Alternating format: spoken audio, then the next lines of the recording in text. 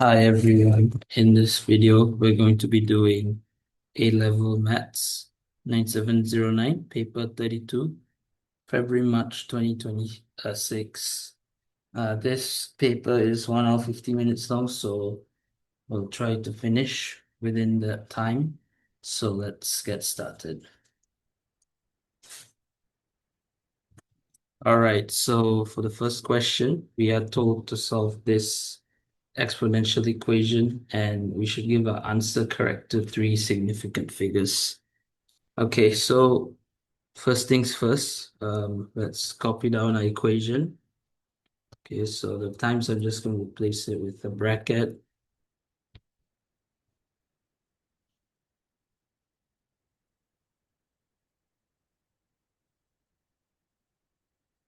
So now our goal is to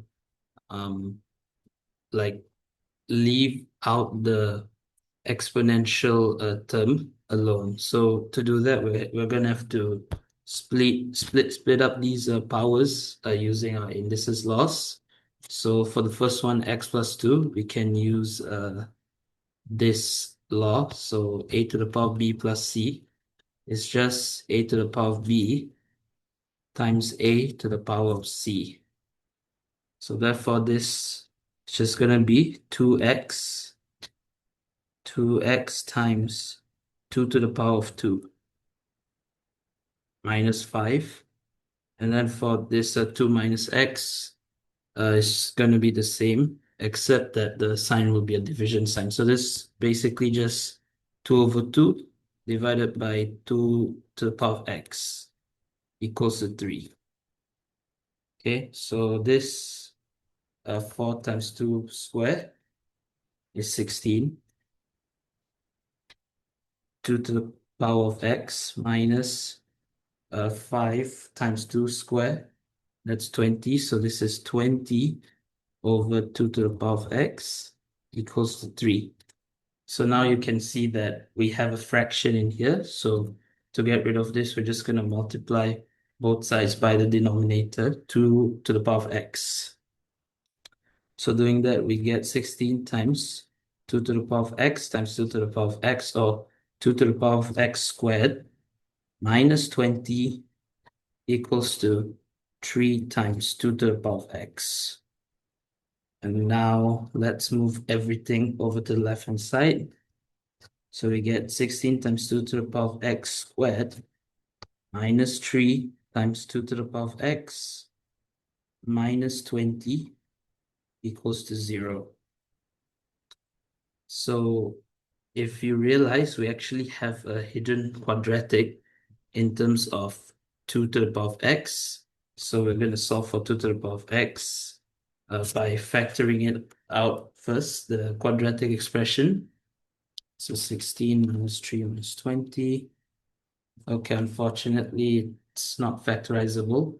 So let's just use the quadratic formula. So its numerator is minus b, so b is minus 3. So that's just 3 plus minus square root of b squared. So b squared is negative 3 squared minus 4 times a. A is 16. And times c, negative 20. Whole thing square root over 2 times a, or 2 times 16. Okay, so 2 to the power of x. I'm going to try to leave it in exact form. So the square root term is 1289. Okay. Okay, let's just leave it as square root 1289. So 3, okay, I'm going to take the plus sign. Square root 1289 divided by 2 times 16, that's 32. And then this one is the same, except with the minus sign. So 3 minus square root 1289 over 32. So let's see whether these values are positive or negative now. Okay, so this one is positive. The other one is, okay, let me just see. yeah, the other one is negative. So as you know, for 2 to the power of x or e to the power of x, uh, there's like, it's not possible for them to be negative. So unfortunately, this has to be rejected because there's no real solution for x. Okay, so now to find x, we're gonna take ln on both sides. So ln 2 to the power of x equals to ln 3 plus square root 1289 over 32. And using the power law, like ln a to the power of b, you can remove the b or outside of the ln, and you get b ln a. Okay, so same thing we're going to do here. Just remove the x out.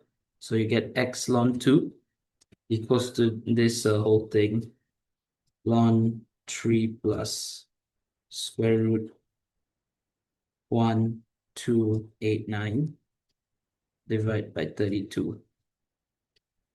And now we just divide both sides by ln 2 to get our final answer. So I'm not going to write it down here. Divided by ln 2. So for x, you're going to get 0.282 to 3 significant figures. Okay, yep, they asked us to give in 3 significant figures. So we can stop here for this question. Let's move on to the next question. Okay, so for this question, we are told that the complex number z, it satisfies the modulus of z equals to 9.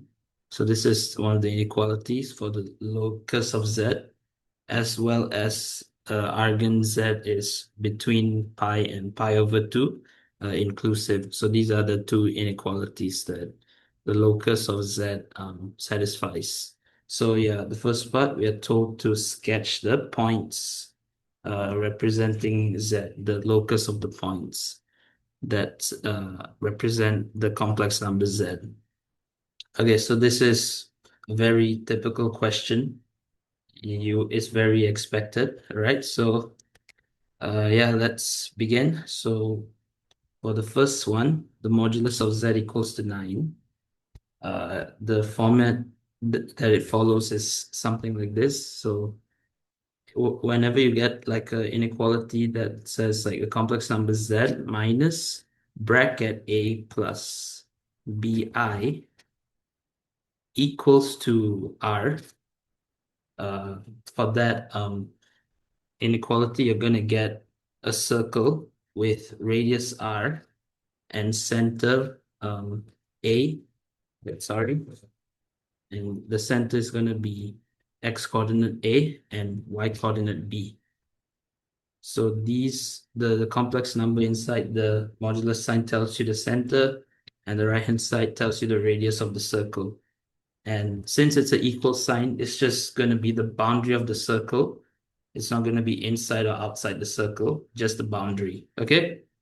So for square, a modulus of z equals to 9, since like, there's nothing after the z, we can say that it's the same as z minus bracket 0 plus 0i equals to 9.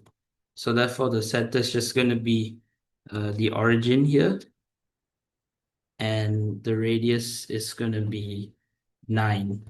Okay. So yeah, this is the radius. This is one point. This is the other. My goodness. This is the other. And then in the vertical direction, this is the third point. And finally, this is the fourth point. So now we're just going to join them up together. In the actual exam, please use appropriate tools such as a compass or a ruler. I don't have these with me, unfortunately, so I'm doing it freehand. I mean, you can do freehand, but it's not going to be as accurate as using a compass. Okay, so this is our first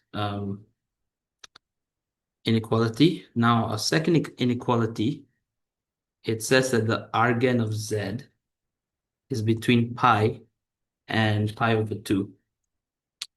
Okay, so let's first understand what the argand of z means, okay? So the argand of z is, okay, so let's take a point here representing z. So the argand of z is the angle that it makes with the real axis. So this can be the argand of z. And if it's like here, like below the real axis, this would be the argand of z. Okay, so this is basically what the argand is essentially. Okay, let me just undo all these.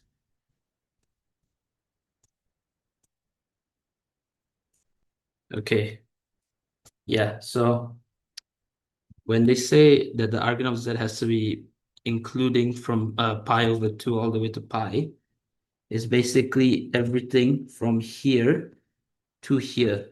So all the points, okay, fortunately, I can't erase it.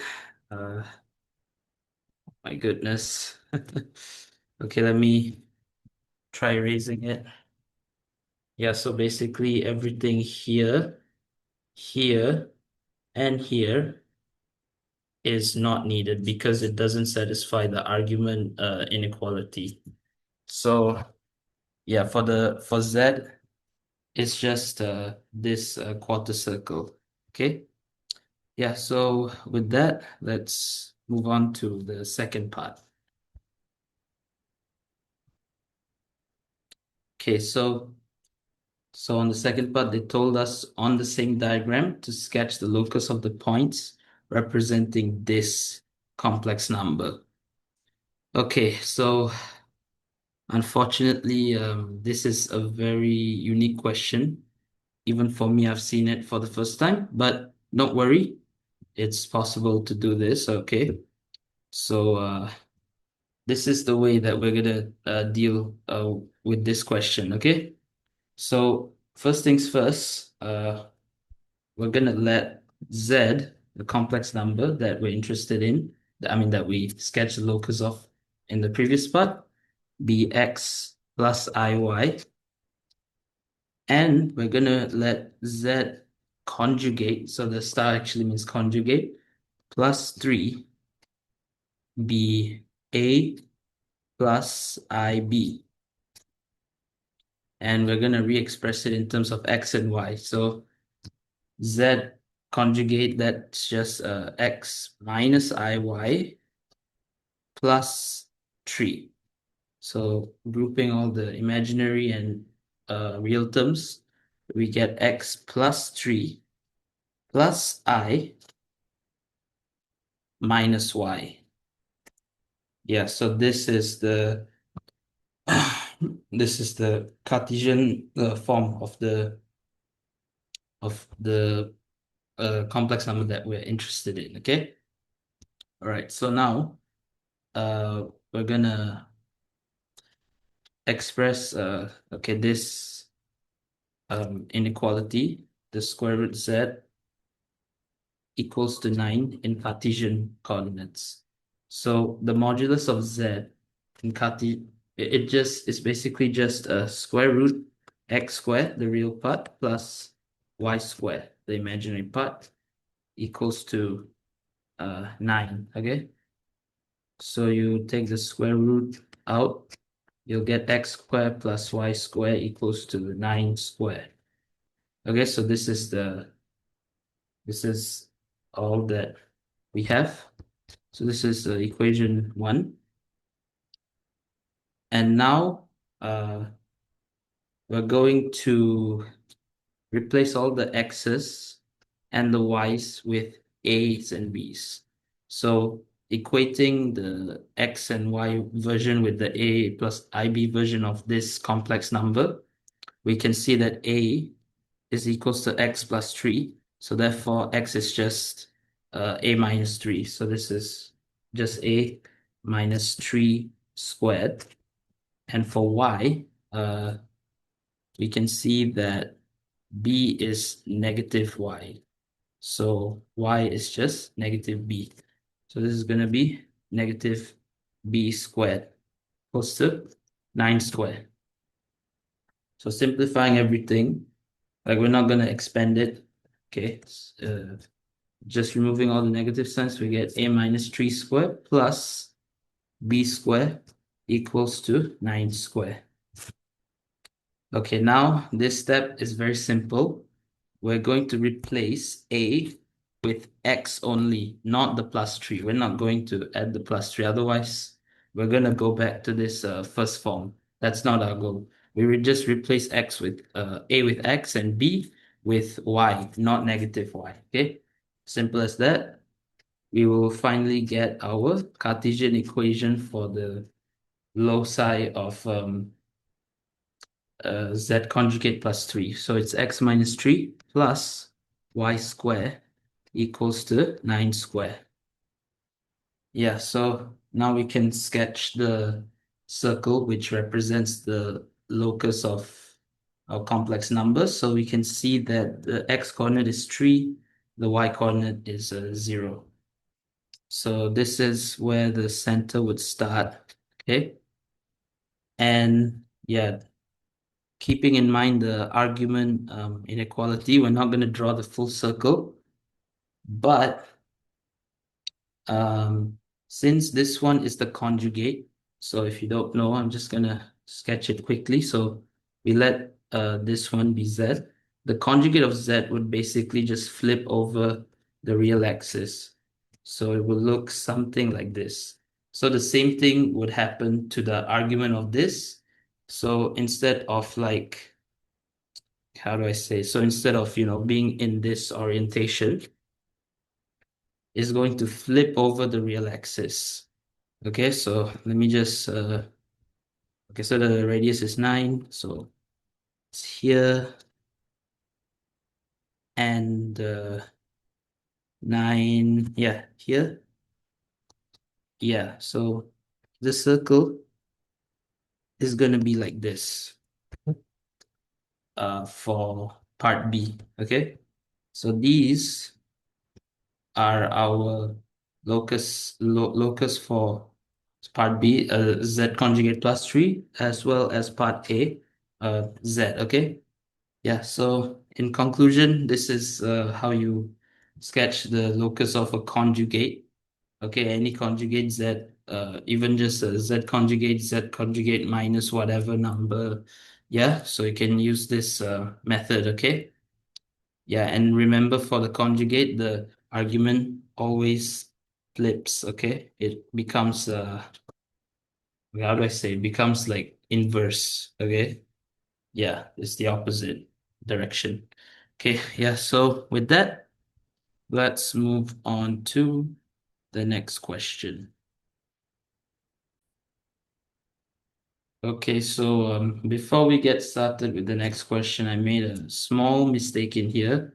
It's just the sketching of the circle, right? So let me just erase it.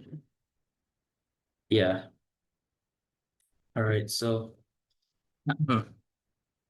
yeah, obviously the 9, it has to be here, not here. So yeah, it's more like this. Yeah, it's like this. Okay. So yeah, with that, we can get started with the next question. All right, so here we're told to find the exact value of this integral, and our answer should be given in this form where P and Q are rational. So the coefficients of square root 3 and square root 2, they have to be rational numbers, okay? All right, so let's copy down the integral that we're given.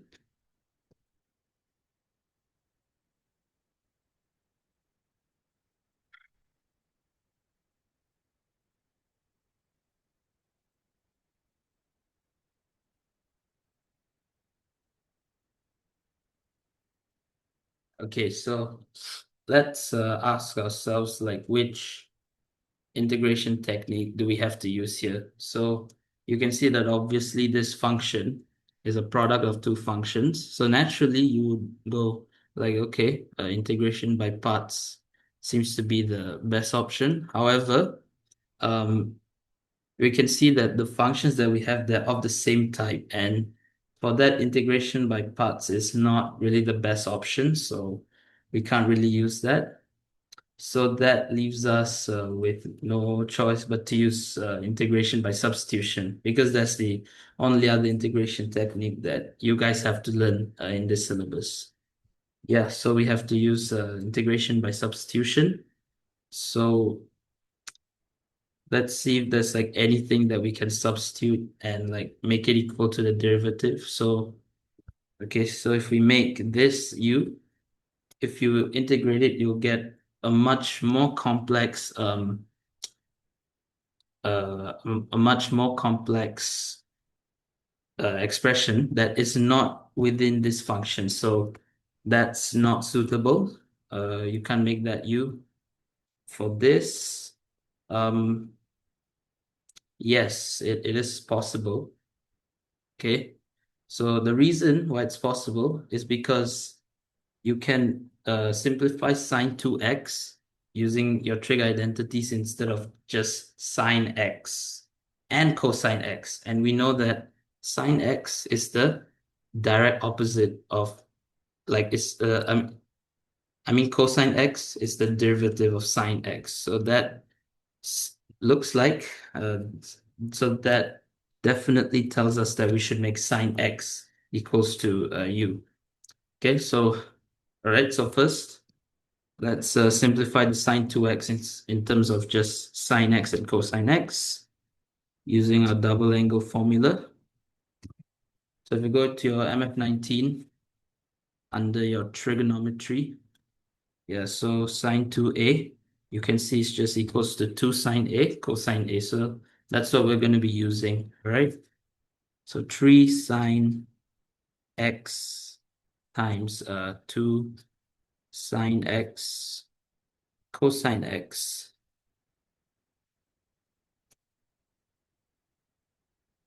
Yeah, so now let's simplify everything.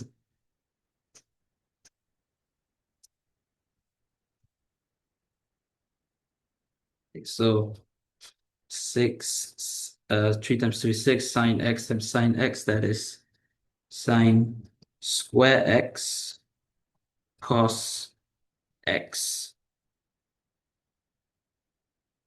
dx.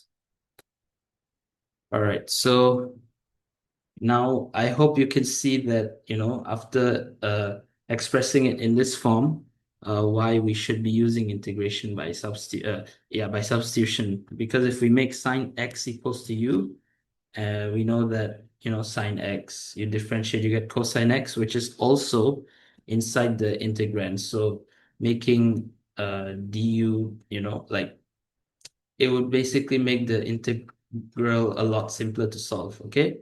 Yeah, so let's make u. So we let u equals to sine x. So you differentiate with respect to x, so du dx. It becomes cos x. And you move dx to the other side, you get du equals to cosine x dx. Okay, yeah, so you can see that this is just going to be du, and the sine square x is just u. Okay, for this definite integral, there's one more step that we have to do. That is, we need to make the limits in terms of u. So from x, we're going into the u world. All right, so we're going to do with the upper limit first, pi over 3. So to do that, it's very simple. You just take whatever you substitute u with. So sine x in this case. So you just write sine pi over 3, the upper limit. This is going to be the limit in terms of u, the new upper limit, so, to say the least. So that is, okay. Yeah, square root 3 over 2. This is the new upper limit. And do the same for the lower limit.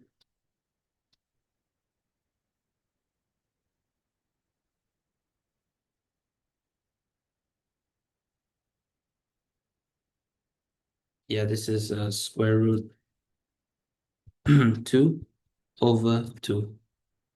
Yeah, so now we're ready to fully express our integral in terms of u. So the upper limit is square root 3 over 2.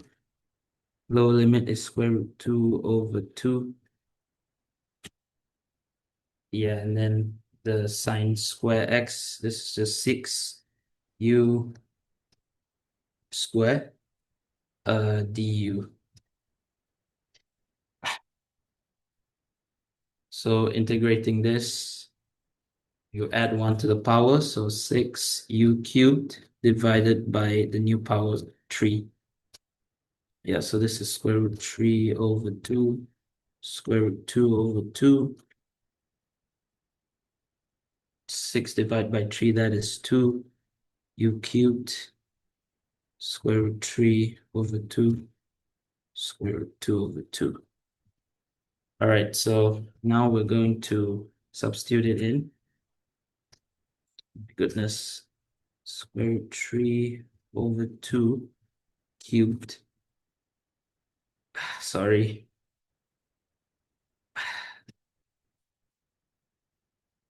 Minus 2 square root 2 over 2 cubed. So simplifying this, you can, make this square root 3 over 2 squared times square root 3 over 2.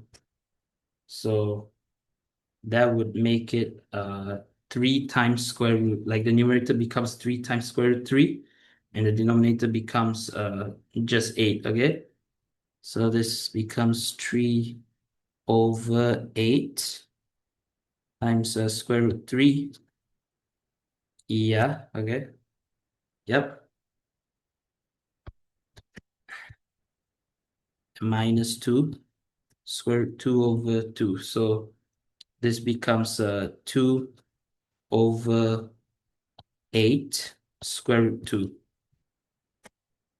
Okay, so now we just use the calculator to simplify. So this is 3 over 4 square root 3 minus, okay, all right, it's in the form that they require us to express it in.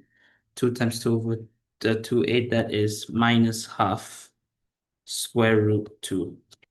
And let's see whether it fits the form. Yes, it does. So yeah, we can conclude our answer here.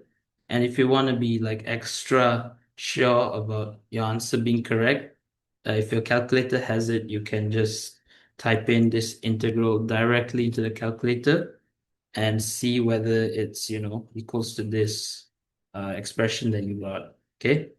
So yeah, so with that, let's move on to the next question. Okay, so for this question, we are told that the coefficient of x cubed in the expansion of this binomial expansion with a rational power is 1. So using this for the first part, we need to find the value of a. Okay, so let's see what we can do. Okay, so let's look at our formula sheet for the binomial expansion where n is rational. So this is the formula that we have to use. Okay, so instead of using the whole formula, as you can see, they only gave us the coefficient of the x cubed term. So we're only going to take the terms related to the x cubed term. All right, so you can see clearly that in this formula sheet that okay, so first things first, this formula only works if the constant term is 1. So let's see if that's the case.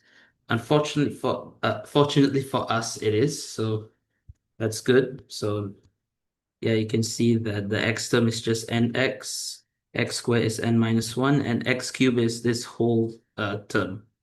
All right, so yeah, let's equate all right, the coefficient of x1 with that one. Okay, so n is the power of our expansion. Yeah, it's just in terms of n and all that. Okay, so It's just n 2 over 5 times n minus 1. Is it? Yeah, n minus 1 times n minus 2 times n minus 2 over 3 factorial. Yeah, 3 factorial. And don't forget, even though like here it says x cubed, it's for the x in here, but for our case, our x term is minus ax. So we also have to include minus ax cubed. So okay, let's just put x cubed in here instead of just the coefficient. Okay. All right, so simplify this. So 2 over 5 times 2 over 5 minus 1 times 2 over 5 minus 2 divided by 3 factorial. Yeah, that is 8. 125, 8 over 125, and then minus ax whole thing cubed. That is minus a cubed times x cubed. So minus a cubed is just minus a cubed times x cubed. So the x cubed cancels out. So therefore you will get minus 8 over 125 minus 8 over 125 times a cubed equals to 1. And then a cubed is just going to be 1 divided by negative 1, negative 8 over 125. You'll get minus 125 over 8. Take the cube root on both sides, you will get your final answer, negative 5 over 2. Yeah, so this would be our final answer for the first part. Let's move on to the next part. Okay, so for the second part, we're told hence. So we have to use the result from the previous part. We need to find the coefficient of x to the power 4. So not the whole expansion. In the expansion of this expansion, okay? All right, so since we are only interested in the x to the power 4 term, in this whole expansion, not just 1 minus ax to the power of 2 over 5, we're only going to find certain terms that would help us get to x to the power 4, that term only, okay? All right, so let's look at the other term, 2x plus 1. Okay, so for 2x plus 1, if you expand like with, this expression, if you want to get x to the power 4, for the 2x part, you're going to have to multiply. Okay, so I'm just going to write like an arbitrary, which is a plus bx plus cx square plus dx cubed plus ex to the power 4. So if you just like expand with 2x alone to get x to the power 4, you have to multiply with the x cubed term. And for the constant term, you multiply with the x to the power 4 term, okay? So therefore, for this expansion, minus a 1 minus ax to the power of 2 over 5, we're going to have to find our x cubed terms and x to the power 4 terms. All right. So that's what we're interested in. Okay, so let's do that. So uh, x to the power 4 term in 1 minus ax to the power of 2 over 5. So to find that, let's go back to a formula sheet. Yeah, so unfortunately, they didn't give us the x to the power 4 like formula. But from like the pattern of this, we can easily figure out what it is. So you can see that it becomes n times n minus 1, then n times n minus 1 times n minus 2. So for that, it's going to be n times n minus 1 times n minus 2 times n minus 3. And as for the denominator, it's very simple. It's just the power of the term. So this is just going to be 4 factorial. So this is the formula that we'll be using, okay? X to the power 4. Yeah, so this is the formula that we'll use, okay? So, okay, so, okay, okay. A, we already know what it is, so I'm just going to write 1 plus 5 over 2x to the power of 2 over 5. All right, so yeah, let's do that. Okay, so we're going to use the n times n minus 1 times n minus 2. Oh my goodness. Okay, oh my, what am I doing? All right, let's use the bottom space. Okay, never mind. I'm just gonna, yeah, let's use the, sorry, bottom space. Okay, so n is 2 over 5.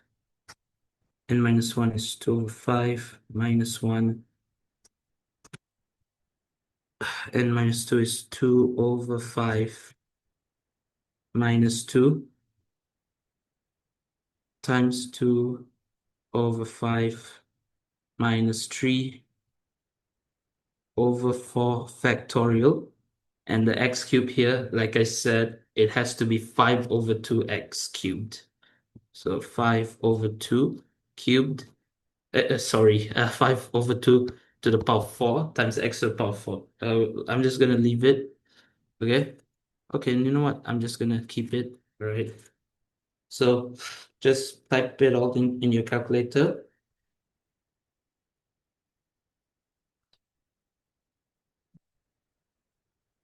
Divide by 4 factorial times 5 over 2 to the power of 4. Yeah, so you'll get negative 13 over 8x to the power of 4. Okay, so now we're ready to find the x to the power of 4 term. So 2x plus 1 times the partial expression of the 1 plus 5 over 2x to the power of 5. So the x cubed term, they already said the coefficient is 1. So it's just x cubed. And the x to the power of 4 term is minus 13 over 8x to the power of 4. So plus dot dot dot. Okay, so x to the power of 4, 2x, you just multiply with x cubed. So you get 2x to the power of 4. And then 1, you multiply with negative 13 over 8x to the power of 4. So you get negative 13 over 8x to the power of 4. So this is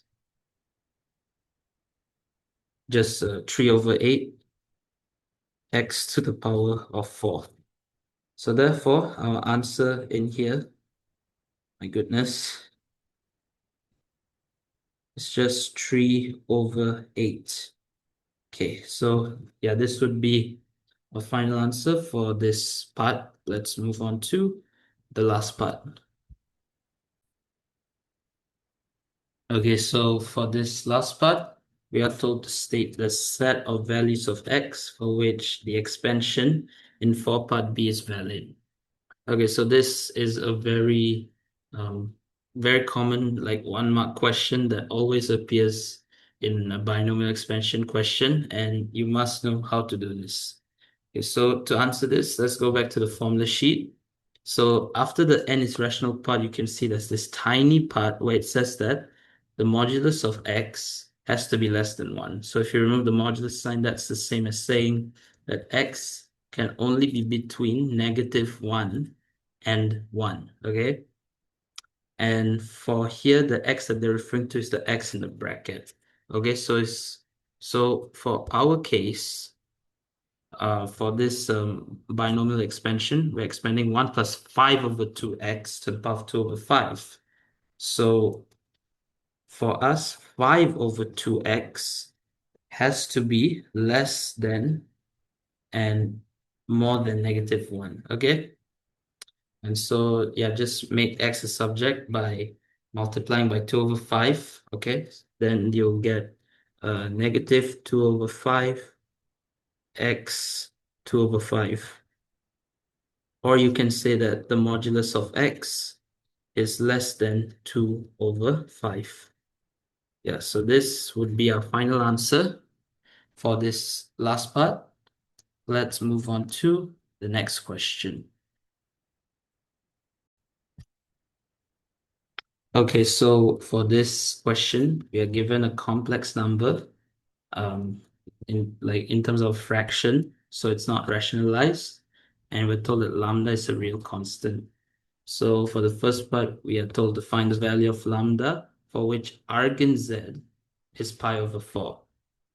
Okay, so first step is to rationalize this complex number. So let's copy it down.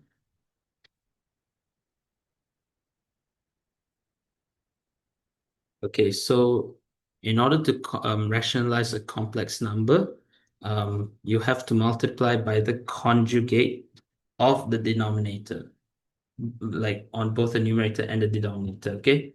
So we have to multiply this with lambda minus 2i and the top with the same expression, lambda minus 2i. All right, so wait, this becomes just 3 plus lambda I times lambda minus 2i. Okay, and then for the bottom, since we're multiplying like this, a plus b, like the form is the same as this, a plus b times a minus b. The difference of squares, we can just rewrite it as a square minus b square. Okay, so a square, a is lambda, so that's just lambda square, minus b is 2i, so that's just 2i square. So that's 2 squared times I square. So I square, we know that's -1, so it's just -4. And negatives times negative is positive. So this just becomes lambda squared plus 4. So now you can see that by rationalizing, the denominator is fully real, okay? All right, let's now deal with the numerator.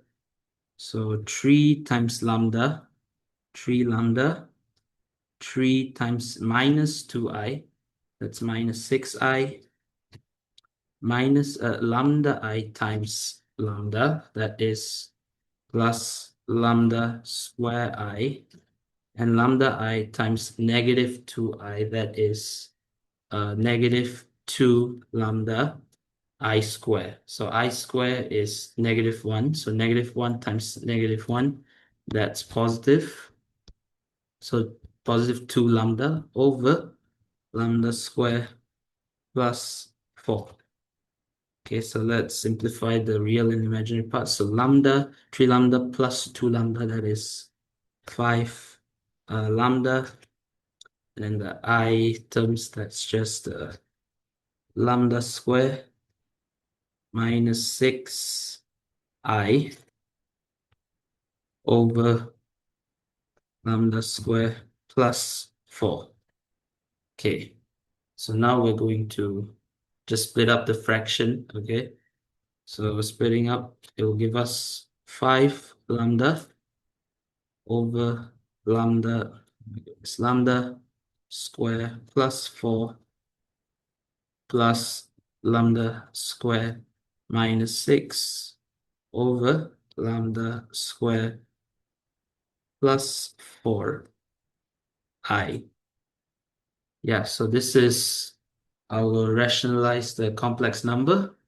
Okay, so now we need to find the value of lambda, for which the argand of z is pi over 4. So, like I said in the previous argand diagram question, the argand of z So if we let z be x plus iy, it's just equals to the tangent inverse of y over x, the real part over the imaginary part, okay? So let's do that.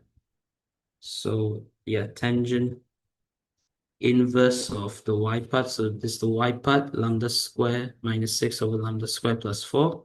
So lambda square minus 6 over lambda square plus 4 divided by y. I'm divided by x. So yeah, divided by 5 over 8 over lambda square plus 4. That's the same as, multiplying by the uh the reciprocal. Okay, so this is lambda square plus 4 over 5 over lambda. This is equals to pi over 4. So luckily for us, the lambda square plus 4 cancels out.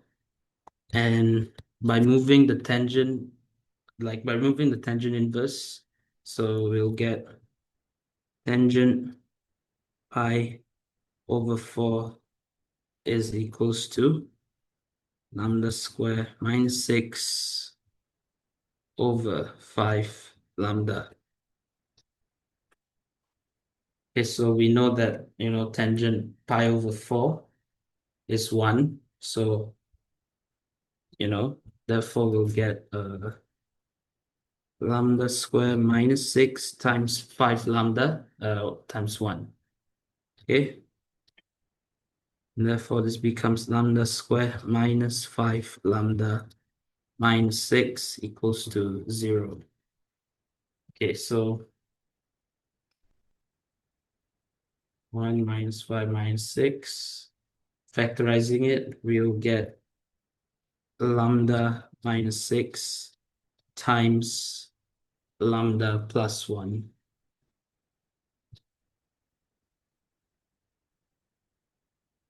All right, so, so we got a quadratic equation, so we have two values, but read the question again. It says we have to find the value singular of lambda. So there's only one value that we have to accept, okay? So yeah.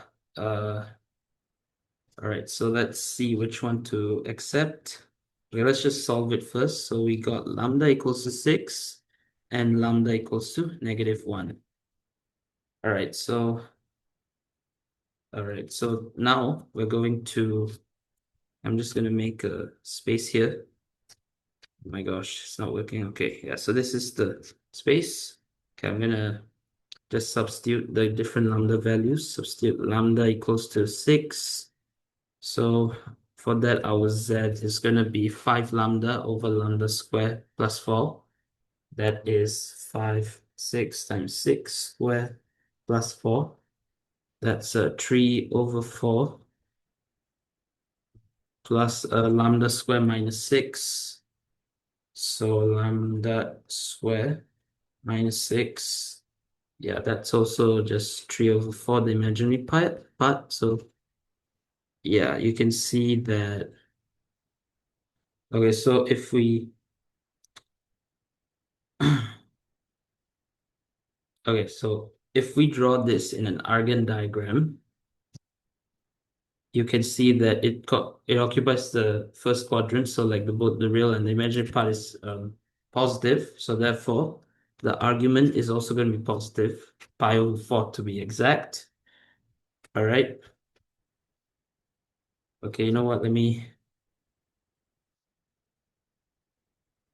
Let's just find the argument of z.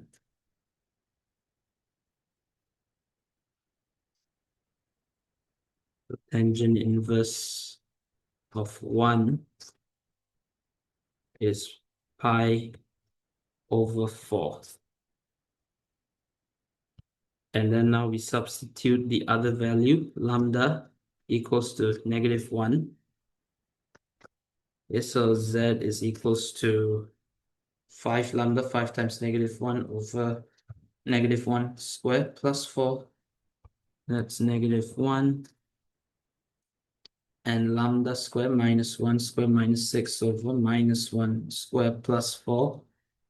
That's minus 1 pi. Okay, so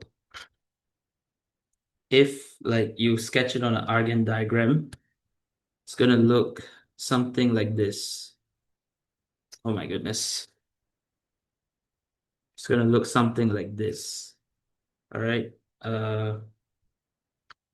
Yeah, we're both wait, no, sorry, it's oh my goodness. What's going on with me? Yeah, it actually looks something like this, where both the real and the negative part is like you know, negative. So the argument is going to be like this. So this is definitely not pi over 4. It's negative and obtuse. So so therefore we can say that since arg z is not equal to pi over 4 when lambda equals to -1, reject, my goodness, lambda equals to -1. Yeah, so this is rejected.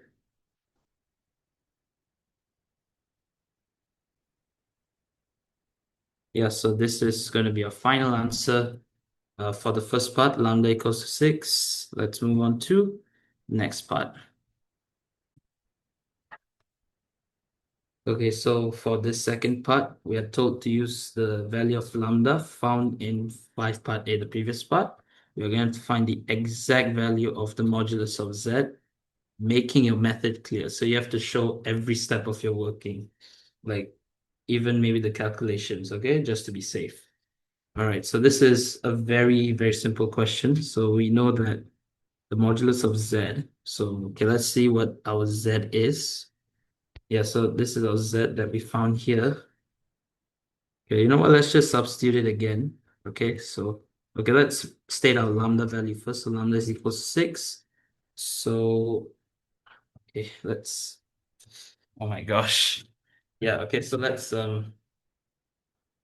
find our value of z, even though we found it in the previous part, but I don't know if like they're gonna count that. All right, so yeah, z is just gonna be 5 times 6 over 6 squared plus 4 plus lambda square minus 6 over 6 squared plus 4i. So this gives us 3 over 4 plus 3 over 4i. Okay, so now we can easily find the modulus of z. It's just you take the square root of both the imaginary and real part squared. Like you square them and then you add them up and you take the square root. Okay. Yeah, so just type this into your calculator. Oh my goodness.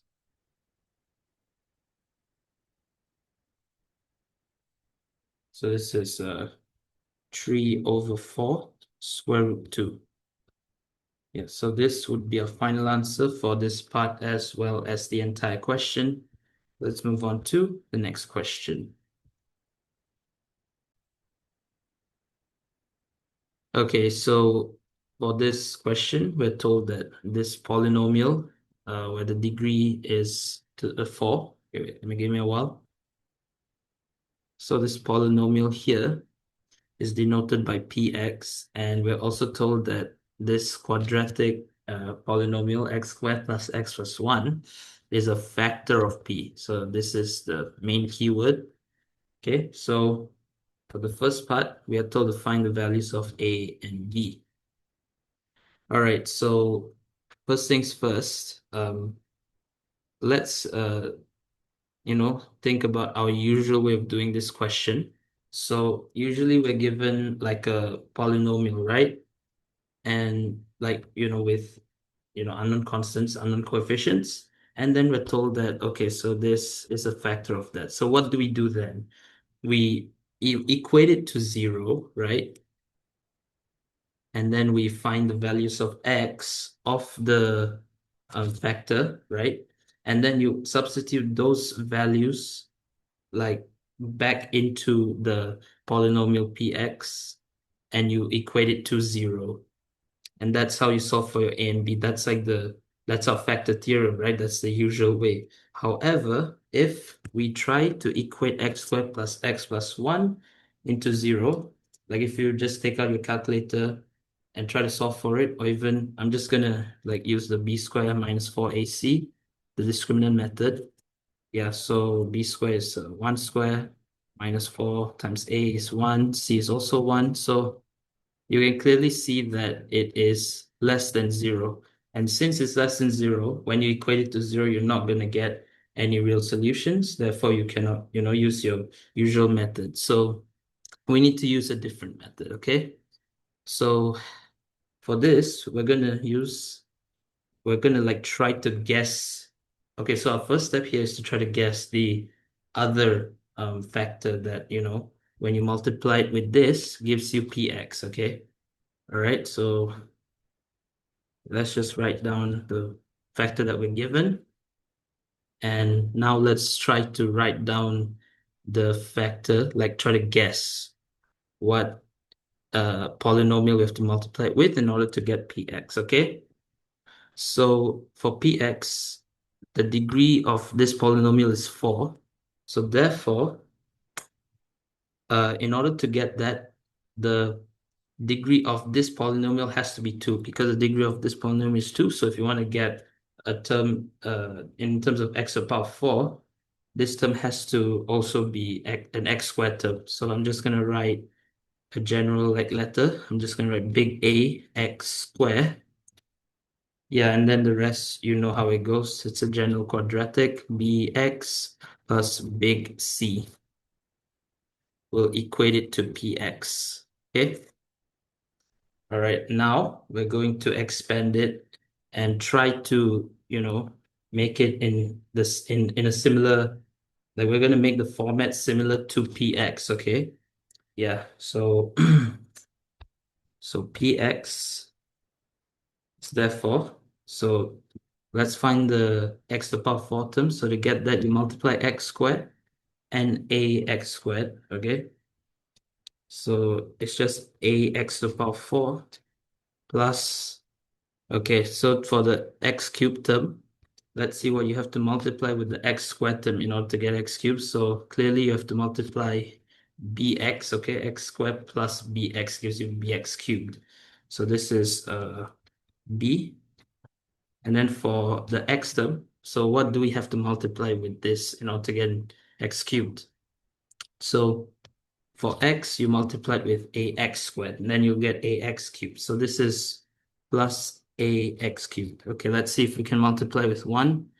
Yeah, we cannot, like, the highest term you can get is ax squared. You can't get x cubed, so that we can ignore that. So therefore, the coefficient of the x cubed term in terms of our a, b, and c is big B or big A plus big B. Okay, so that's that. Right. Oh my goodness. Yeah. Oh my. Yeah. And then now we're going to find our x cubed term. So let's see what term we have to multiply our x squared term in our known factor.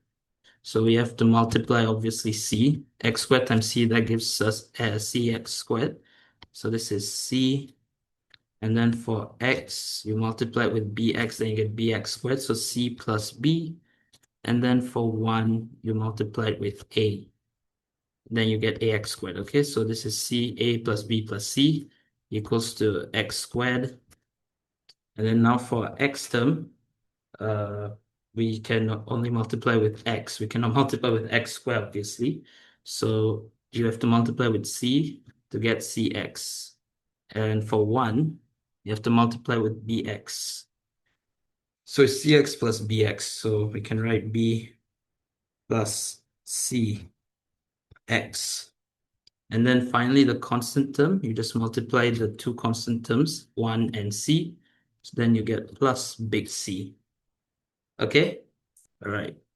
So now let's see our original polynomial. So in the original polynomial px, we know our coefficient of the x to the power 4 term, that's 2. So therefore, we can say that our big A is 2. Okay, so that's good. Okay, actually, yeah, that's not our answer. So I'm just going to write it as, equation 1. And then for our x cubed term, okay, that's unknown, that's small a. So small a is equals to this, a plus b, big A plus big B. So since we know what a is, small a is just b plus 2. So that's the second equation. We know our x squared term is 4. So this whole thing is just equals to 4. So a plus b plus big C is equals to 4. And b plus c, we know what it is. It's just 4 minus a. So a is 2. So 4 minus 2, that is 2. Yeah, that's 3. And yeah, bx. So small b is just b plus c. Okay. Okay, so b plus c.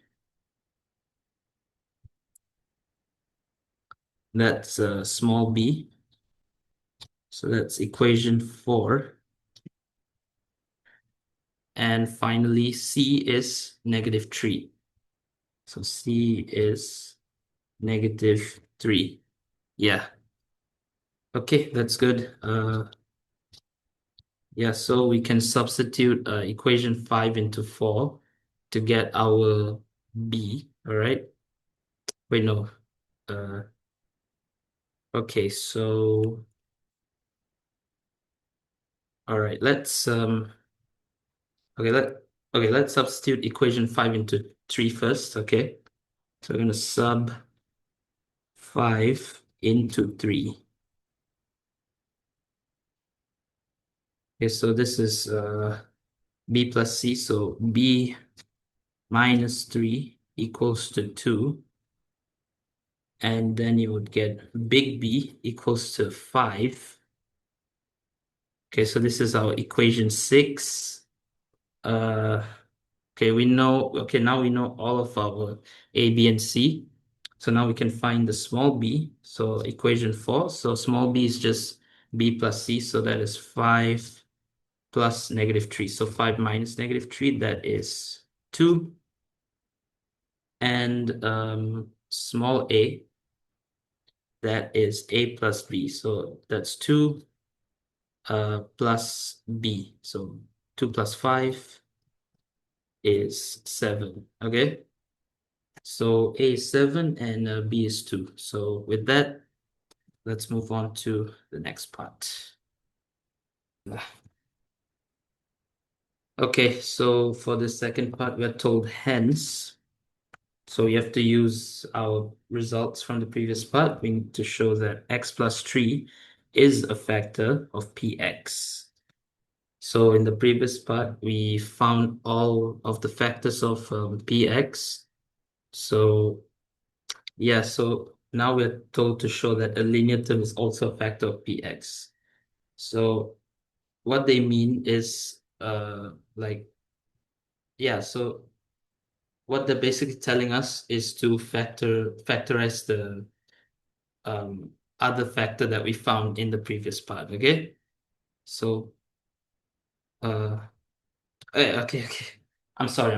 Oh, okay, so they told us to use hence, right?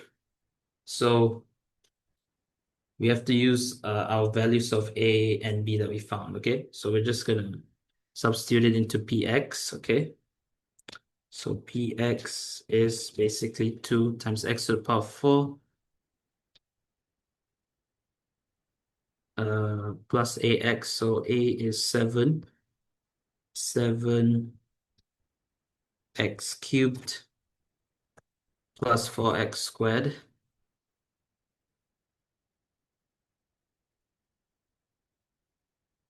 plus bx, so plus 2x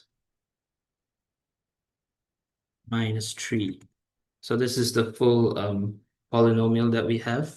So now we need to show that this is a factor of px. So we're going to use our factor theorem here. So we're just going to equate x plus 3 equals to 0 and solve for x. So we get x equals to -3. So now we're going to substitute x equals to -3 into px. And if we get 0, we would show that x plus 3 is a factor indeed. Okay, so this is 2 times -3 to the power 4 plus 7 times -3 cubed plus 4 times -3 squared plus 2 times -3 minus 3. Yeah, so you just type all of this into your calculator. This is also like to check if your values for A and B, they're correct or not. Okay. Okay, so good. Luckily for us, we do get 0. So that tells us that our values for A and B are correct. And therefore, we can say that since Px is equals to 0 when when x is equals to -3, x plus 3 is a factor of P.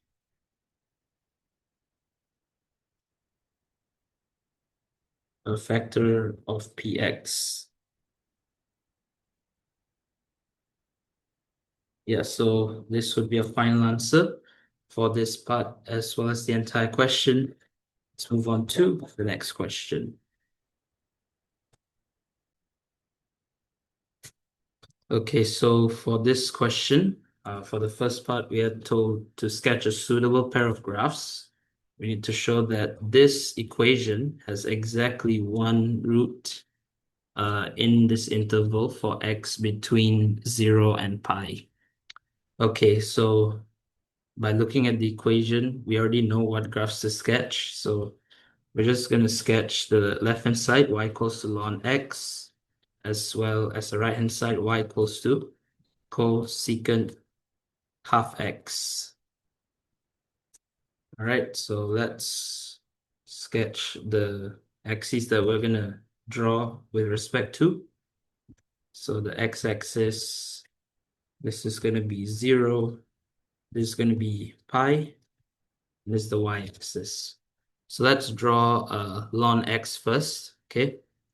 So if you like do a table of values, like you start with ln 1, ln 2, ln 3, ln 4, you would see that like they're really close to 0, but then they're getting further and further away. So that means as x decreases, ln x actually approaches the y-axis. Like the y-axis is the asymptote of ln x. All right, so it's going to be something like this. Okay, I'm just going to draw until pi because that's the limit that we are told to draw on. Okay. Okay, now, okay, let me label this y equals to ln x.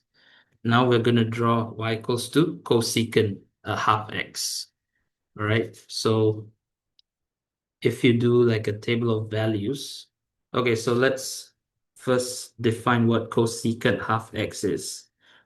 Yeah, so cosecant half x is just the reciprocal of sine x because s is the third letter. That also applies to the other reciprocal trig functions like your secant and your cotangent. Always look at the third letter, you'll know what it is the reciprocal of. So this is the reciprocal of sine. So we can basically write this as 1 over sine half x.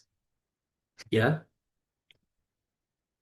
Okay, so if you substitute x equals to 0, so then you'll get 1 over sine 0. Now we know that sine 0 is 0, so 1 divided by 0, that's actually undefined. So therefore, just as it is for ln x, for cosecant half x, y-axis is also the if it the asymptote, yeah, the asymptote. Okay, yeah. So that's that. And okay, so for pi, when you substitute pi for sine half times pi, you would get 1. Okay, so okay, let me just do a rough sketch of sine half x. Okay, so it's basically like this. Yeah, so wait, is it?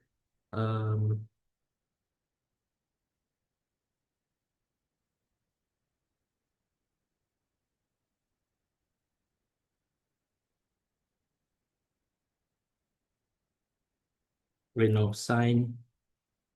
Oh my goodness. Wait. Okay. So sine half x for like 0 for x between 0 and pi. So sine 0, that is obviously 0. Sine like when x equals to pi, you get 1. So it's something like this, right? Now for cosecant, right? It's just you okay, so wherever the sine x graph like intersects with the x-axis, that becomes the new asymptote. Okay, so this is going to be like this. Yeah, and wherever it's 1, it's going to remain the same. So it's something like this. Okay, yeah, so we can write the curve roughly like this. Okay, yeah, so this is like 1. And so this we can write as y equals to cosecant half x. Or you could have done like a table of values for a set of values of x in the interval. That would have also worked fine. Okay, so as you can see from our sketch of these two graphs, there is one point of intersection, and therefore we can say that since there is only one point of intersection,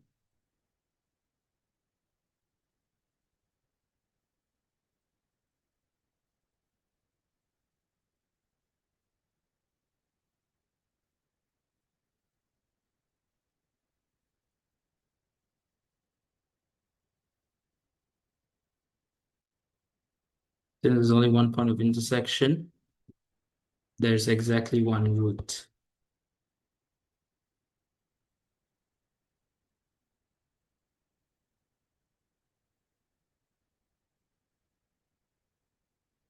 So this would be a final answer for the first part. Let's move on to the next part. Okay, so before we start this part, just make sure that you label this point for the cosecant graph. So this is supposed to be 1, and then for the ln x at the same like x value, yeah, this is like around 1.14. So like if yeah, by doing that you like really confirm that yeah, they do like intersect before pi. Okay, yeah, so that's like a minor mistake that I made. All right, so let's go on to the second part. So now we need to verify by calculation that this root lies between 2.6 and 2.9. Okay, so for this type of question, what I like to do is to just take our original equation, so ln x equals to cosecant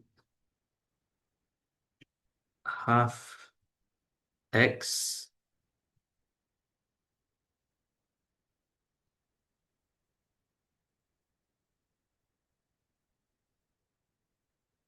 and then move it over to the other side. So this cosecant half x, I'm going to re-express it as 1 over sine half x equals to 0. Yeah, so let's substitute 2.6, okay? Substitute x equals 2.6. Okay, so ln 2.6 minus 1 over sine half times 2.6. Okay, so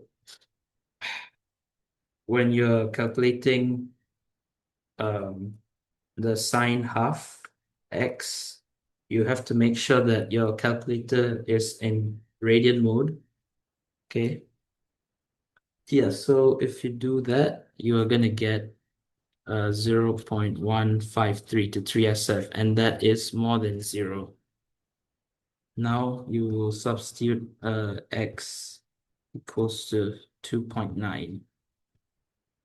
So you get ln 2.9 minus 1 over sine half times 2.9 equals to, I'm expecting to get a negative value. What?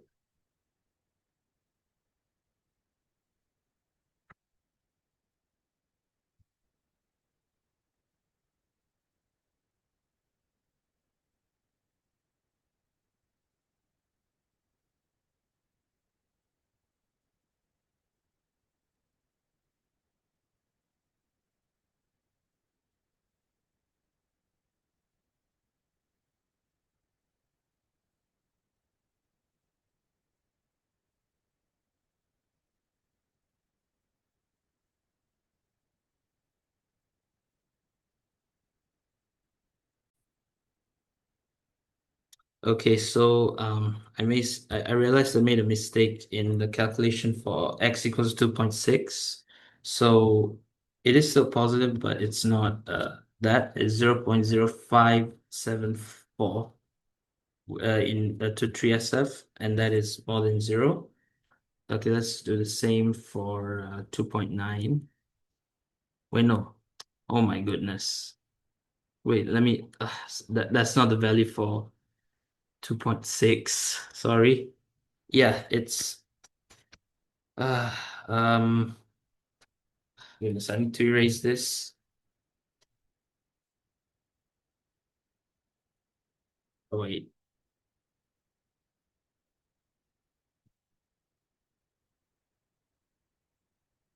All right. Yeah, so doing this, you get negative 0.0823, less than 0. And then for 2.9,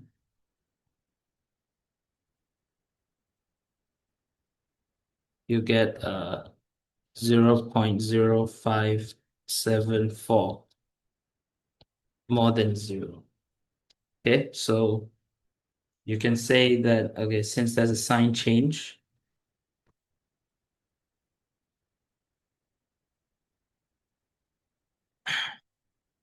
since there is a sign change, root lies between there. Wait, root lies between 2.6 and 2.9. Verified. So with this, we can move on to the final part. Okay, so now we are told to use this iterative formula. Okay, so the next x term is e to the power of cosecant half times the previous x term. to determine the root correct to 3 dp. Okay, so each iteration we should give to 5 decimal places. Okay, so let's start by guessing an initial value for x. So what I like to do is to just find the midpoint between the two values in here, 2.6 and 2.9. So yeah, that gives us a 2.75. Or you can use 2.7. Okay, so now x, the next value of x. So in order to do this, you write down the iterative formula in your calculator. You set your answer equals to your initial value. So in this case, 2.75. So I have to set my answer to 2.75. Don't write 2.75. You just put answer in there. Okay. And then you press equals. Like once you set up your iterative formula, which is basically the right-hand side of this equation. So first iteration I got is 2.77175. So that's the first iteration. Now the second one, to get it, you just press your calculator again. So this one is 2.76584. So you keep on doing this again and again until your answers start getting really close, such that the root, when you round it off to 3 decimal places, is the same for the last 2 iterations. That's when you can stop. Or if you want to be extra cautious, you can also stop when it's the exact same. Okay, so I'm going to just do it. So x4 is 2.76741. So it's starting to get close, but not there yet. X to the power 5, x5, it's still 2.76699. And x6 is 2.76710. And x7 is 2.76707. X8 is 2.76708. And x9 is 2.76708. So yeah, you can see in my last 2 iteration, the answer is exactly the same, correct to 5 decimal places. I could have stopped earlier, but I'm like extra cautious. So yeah, you can really stop here. So therefore, our answer to 3 decimal places is 2.767. Okay, so this is our final answer for the last part as well as the entire question. Let's move on to the next question.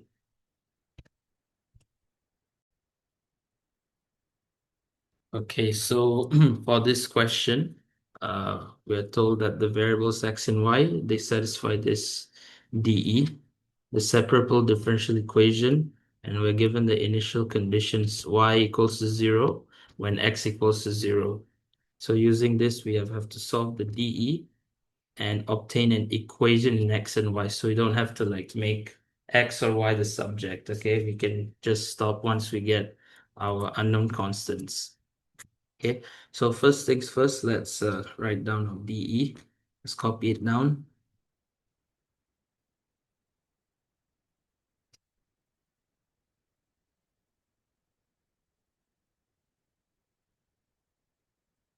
So first thing that you have to do is to move all the y terms to where dy is and to multiply the equation by dx. Okay, so let's multiply by dx first. All right, so you get y times e to the power 3x dy, sorry, equals to x times y plus 5 dx.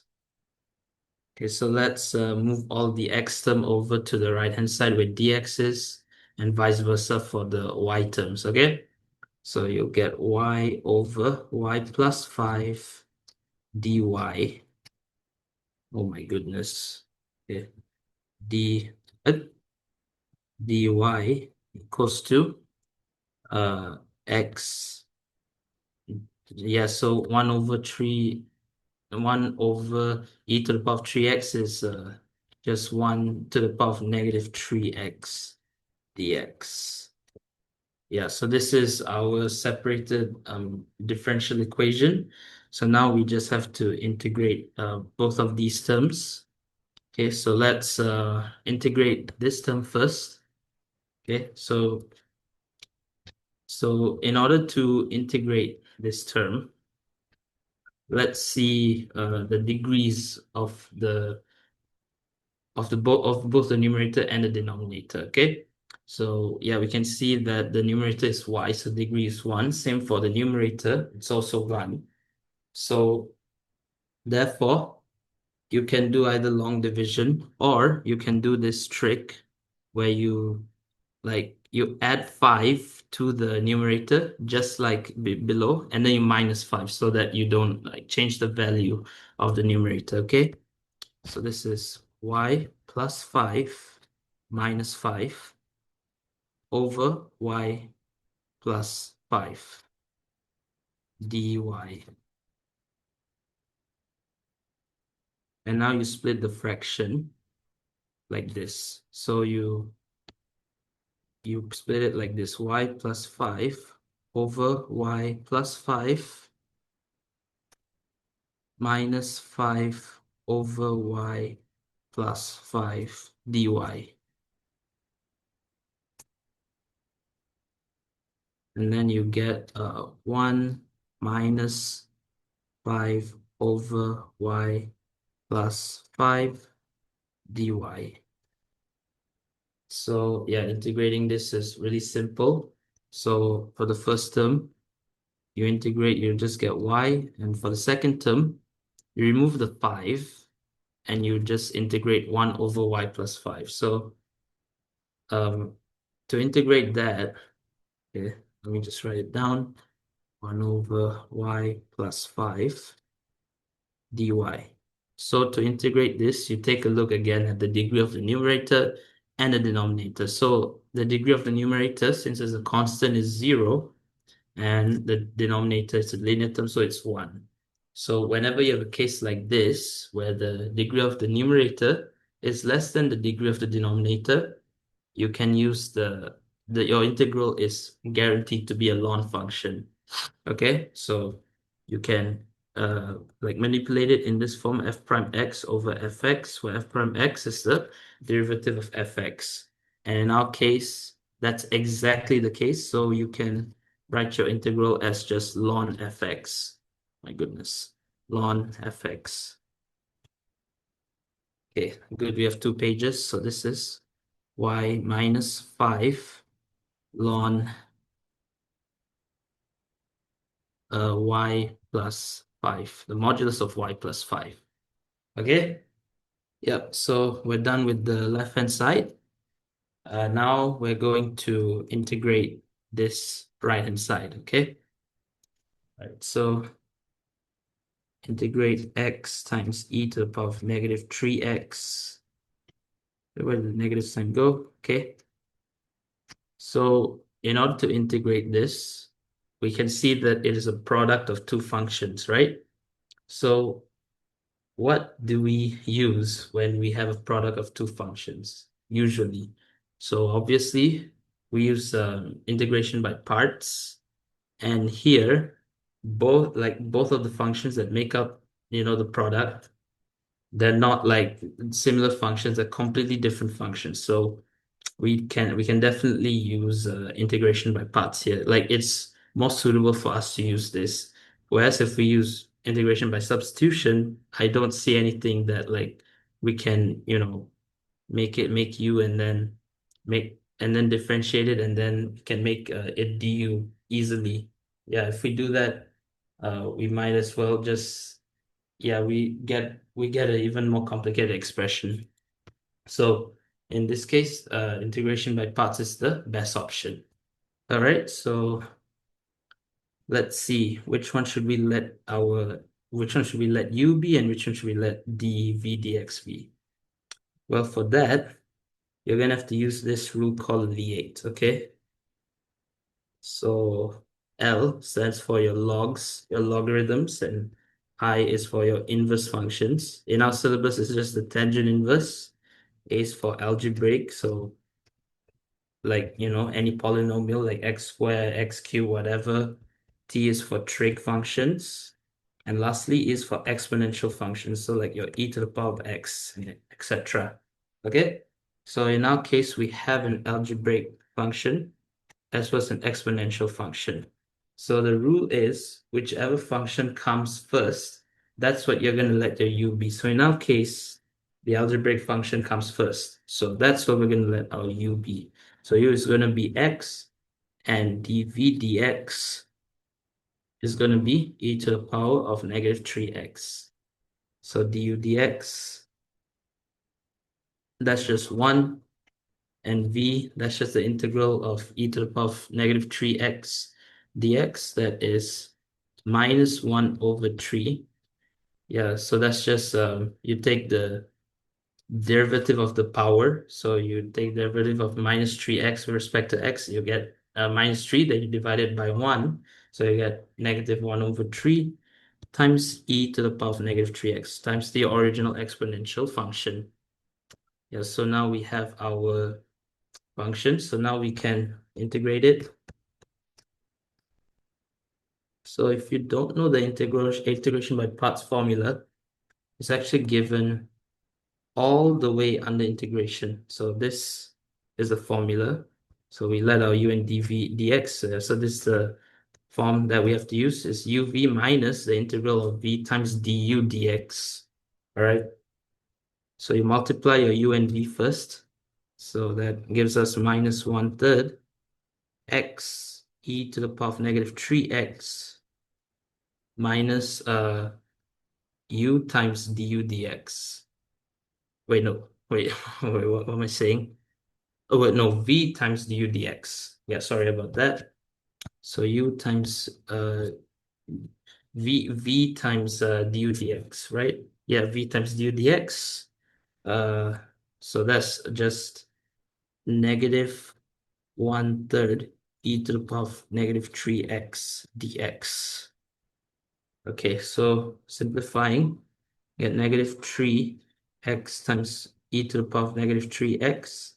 Then you take out the negative 1/3 out of the integral. So you just get positive 1/3 integral of e to the power of negative 3x dx. So integrating that, you get minus 1/3 x times e to the power of negative 3x plus 1/3 negative 1 over 3 e to the power of negative 3x plus c.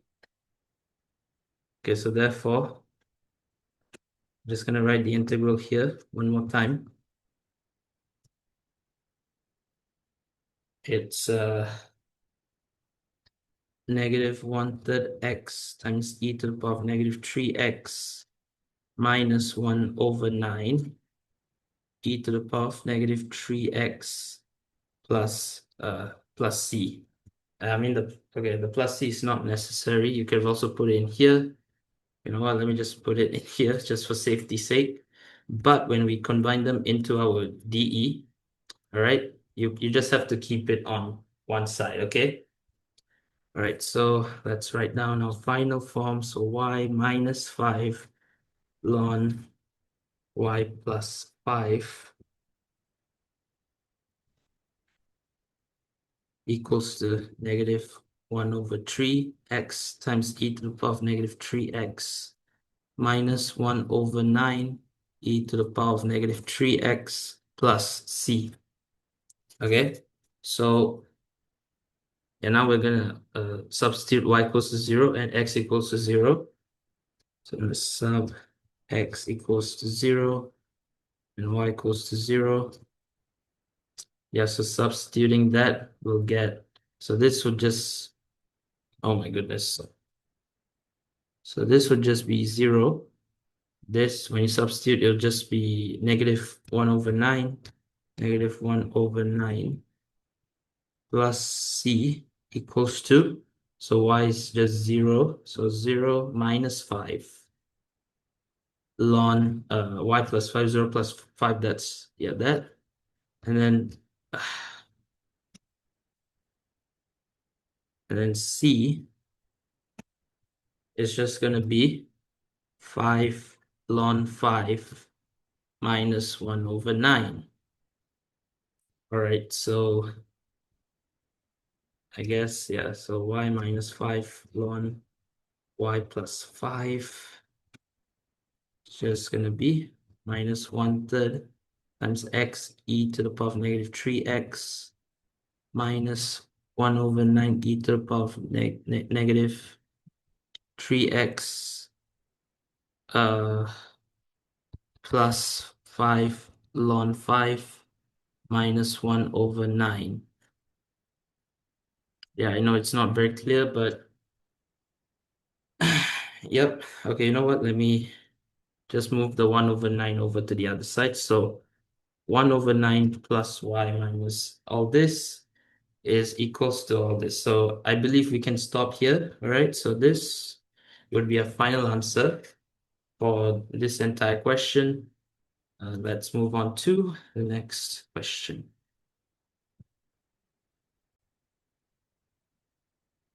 Okay, so for this question, we are given an integral I, and for the first part, we are told to use this substitution. We need to show that I is this integral in terms of u. Okay, so let's first copy down the original I. So, okay, like this.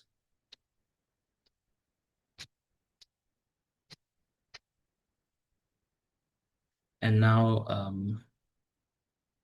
yeah, let's use the substitution. So x square root 3 tangent u. So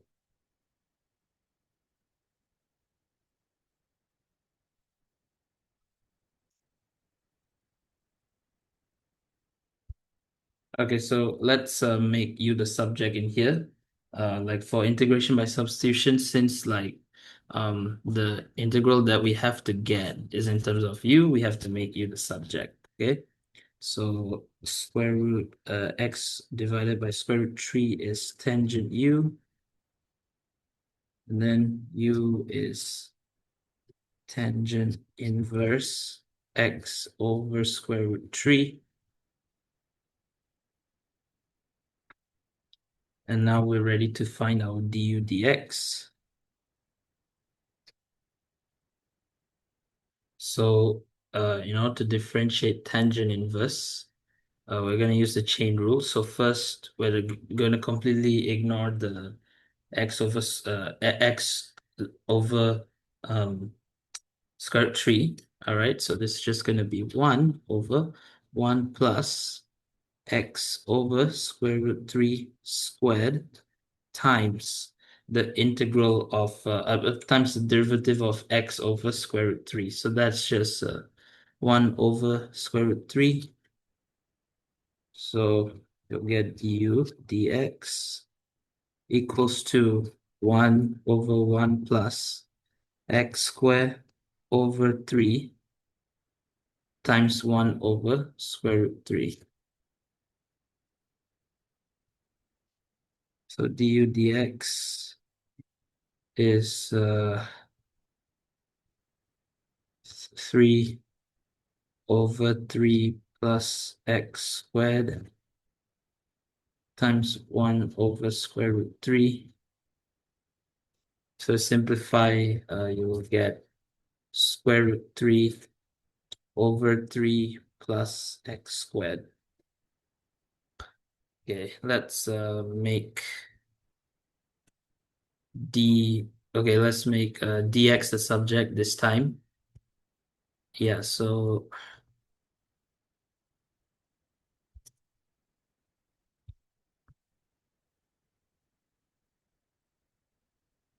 3 plus x squared over square root 3 uh, du. All right, so now we're going to find the upper and lower limits in terms of u. So upper limit, uh, yeah, just substitute into like the u value, tangent inverse x over square root 3. So just substitute the x value 3 over square root 3. You are gonna get tangent inverse 3 over square root 3.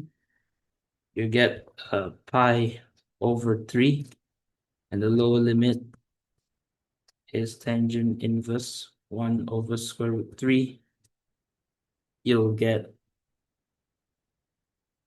pi over 6. Okay, so therefore I is going to be equals to pi over 3, pi over 6.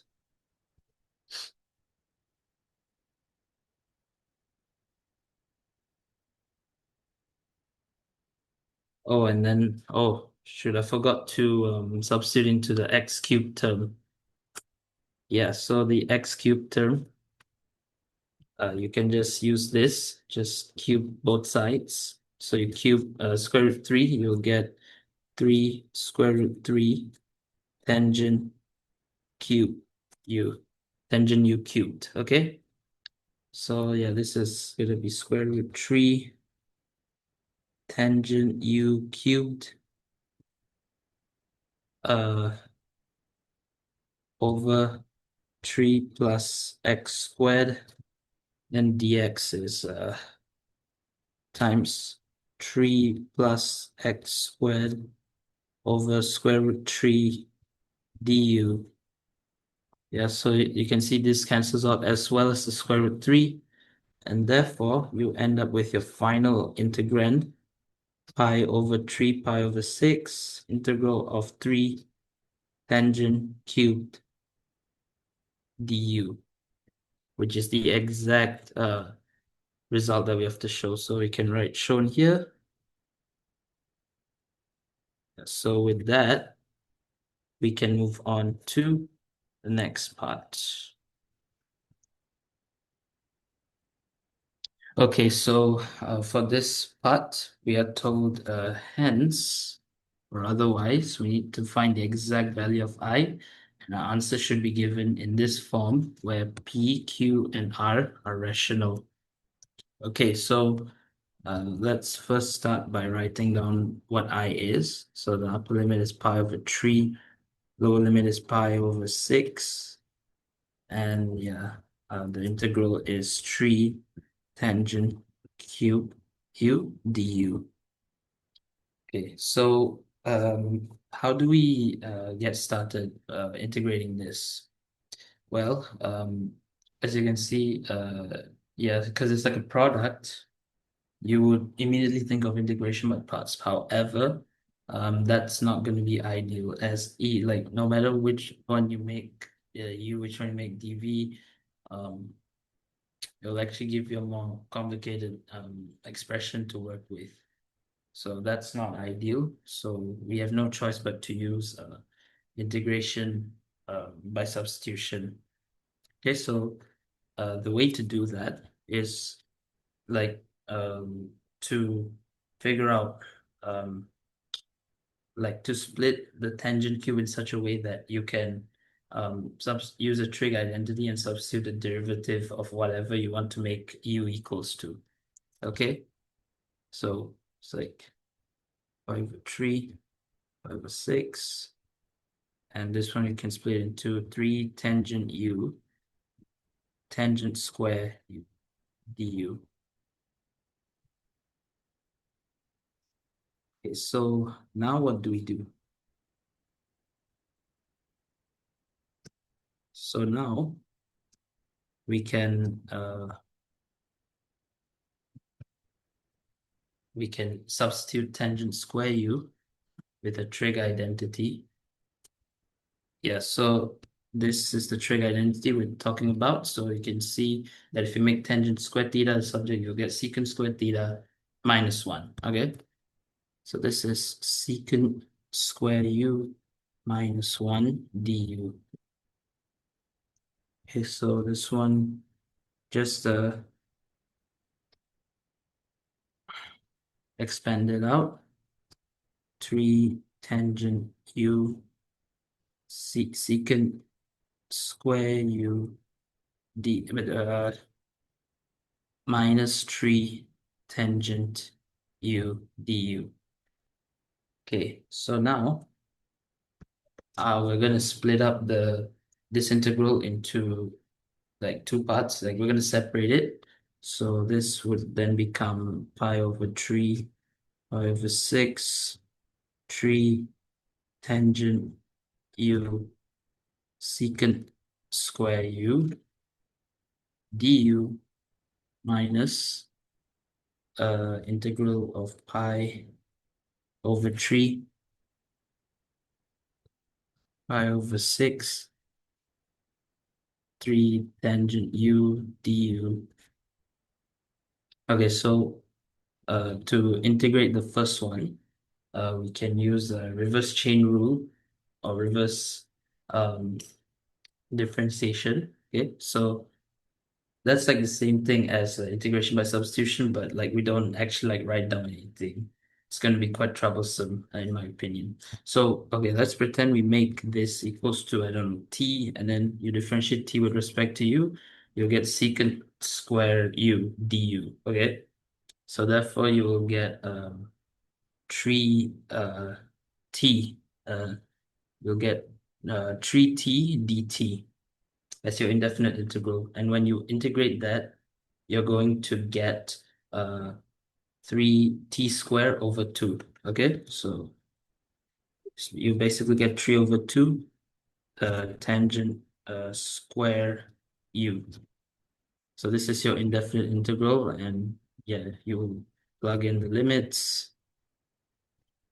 Okay, and now let's figure out how to integrate tangent u. Okay, so tangent u, to integrate that, you just use the identity cosine u over cos u equals to tangent u. Okay, so let's write that down. Yeah, bring out the 3. So this is sine u over cosine u du. Okay, so let's figure out what the first one is. 3 over 2 tangent square, a tangent pi over 3 square minus 3 over 2 tangent pi over 6 square, so 10, yeah. Okay, and now to integrate this one, we're going to use this identity. It's in your MF19 under integration. Yeah, this one. Yeah, prime x over fx, you integrate, you get ln fx. So that's what we're going to use. So we can see that fx in our case is cosine u. So you differentiate, you'll get f prime x will be negative sine u. So we have to manipulate this in such a way that we get that integral, but like the value doesn't change. So we're going to take this negative sign and bring it back into the integral. Okay, so this is just going to be 3 integral of pi over 3 pi over 6 negative sine u over cosine u du.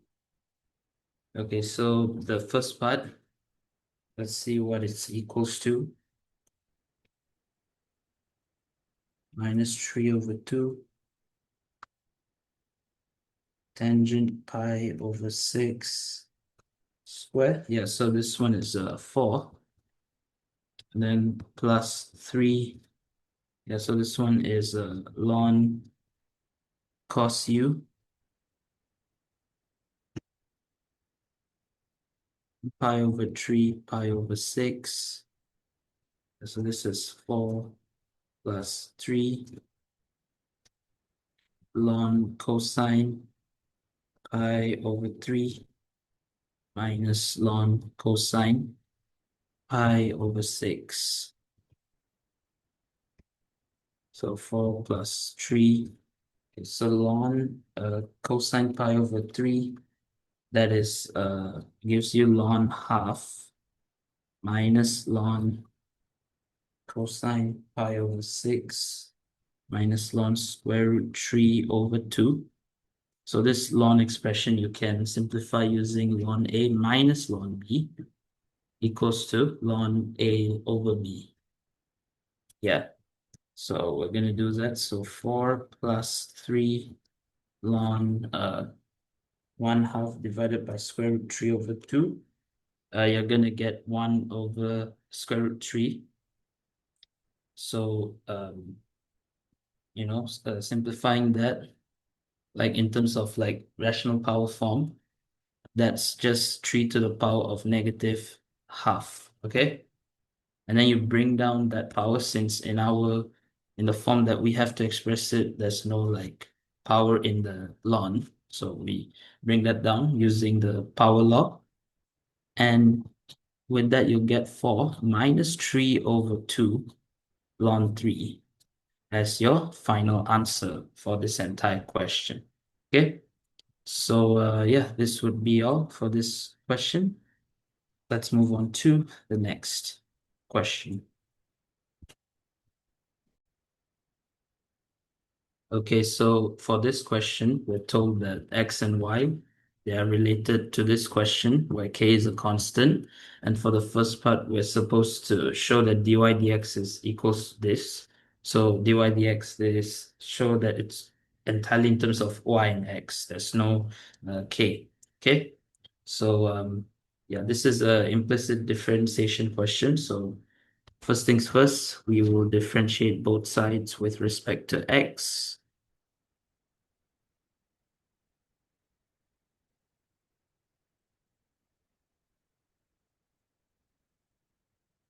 X minus 2 over x plus 2.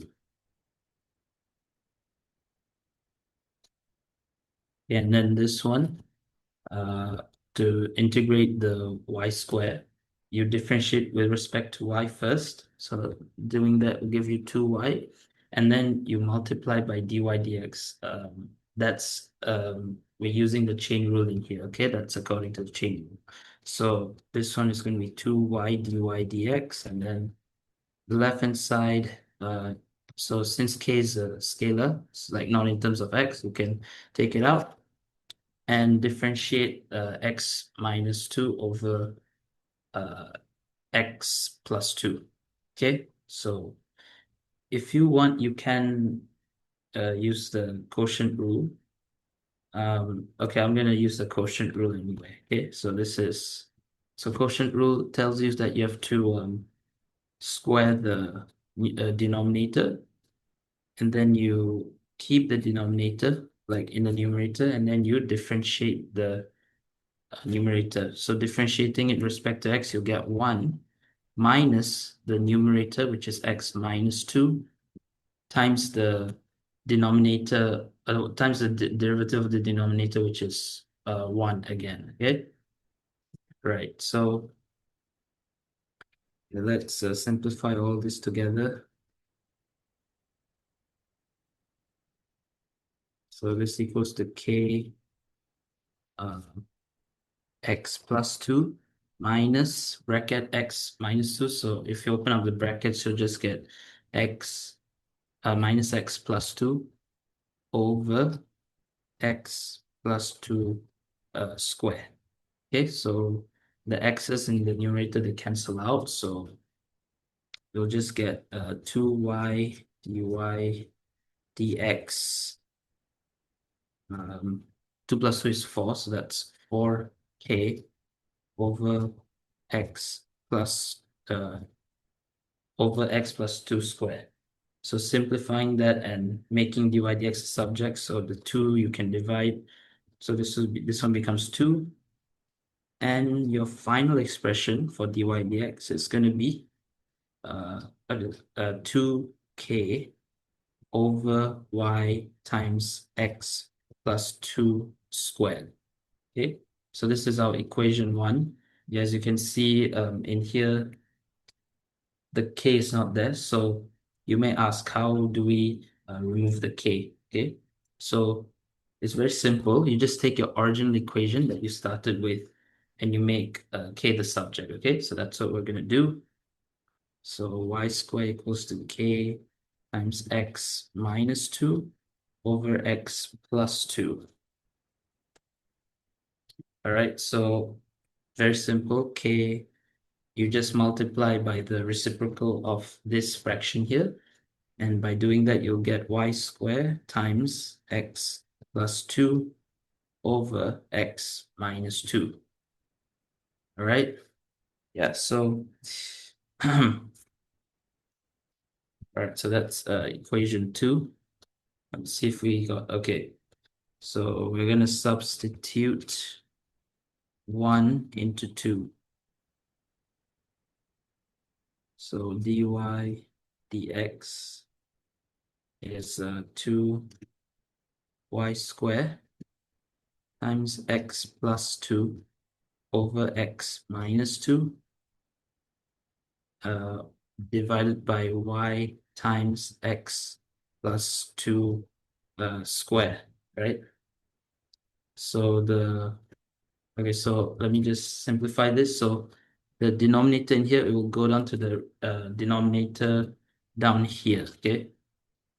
And then this one will just stay at the top. So this is just 2y squared times x plus 2 divided by y times x plus 2 squared times x minus 2. So we can cancel out this y, and this one will just become y, like the one in the numerator. Yeah, this one will also cancel out. This one will just be x plus 2. So you finally just get x plus 2 times x minus 2. Okay? So dy dx, you will get 2y over x plus 2 times x minus 2. So for this, you can see that it's in the a plus b times a minus b form. Yeah, where you can use your difference of squares. So you'll get x squared minus 2 squared, which is 4 squared. That's your final answer. And yeah, that is the answer we have to show. So we can stop here and write shown. So with that, we can move on to the next part. Okay, so for this part B, we are told that k is equals to 5. We need 5. We need to find the angle between the tangents to the curve when x is equals to 3. Okay?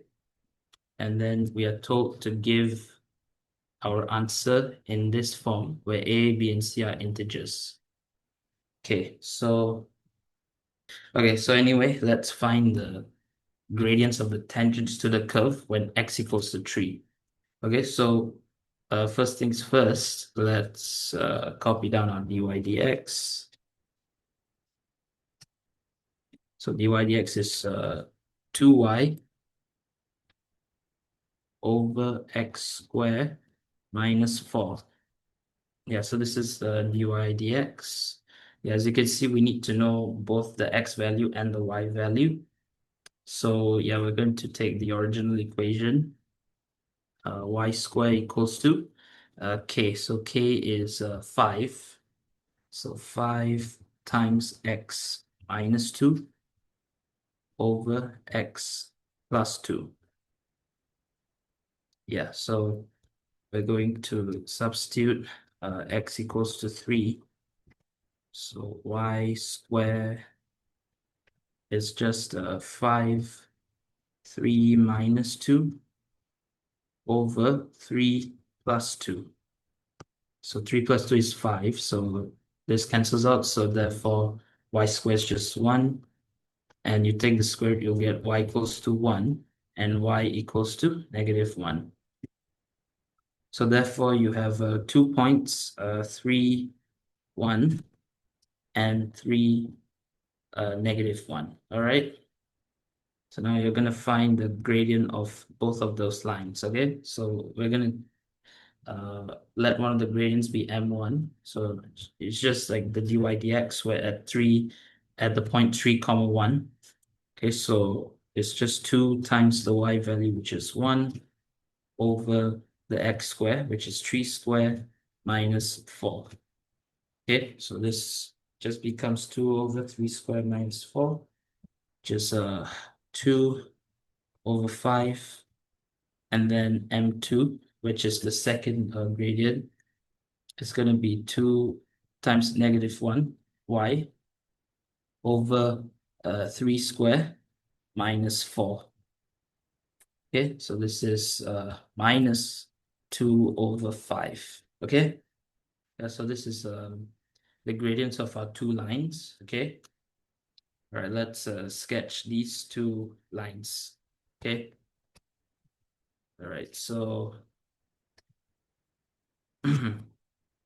yeah, the two lines are like, okay, so yeah, like the magnitudes are the same, but the signs are different. So one is going up, one is going down, but the steepness is exactly the same. Okay, yeah, so let's say this is the angle that we want to find. Okay, and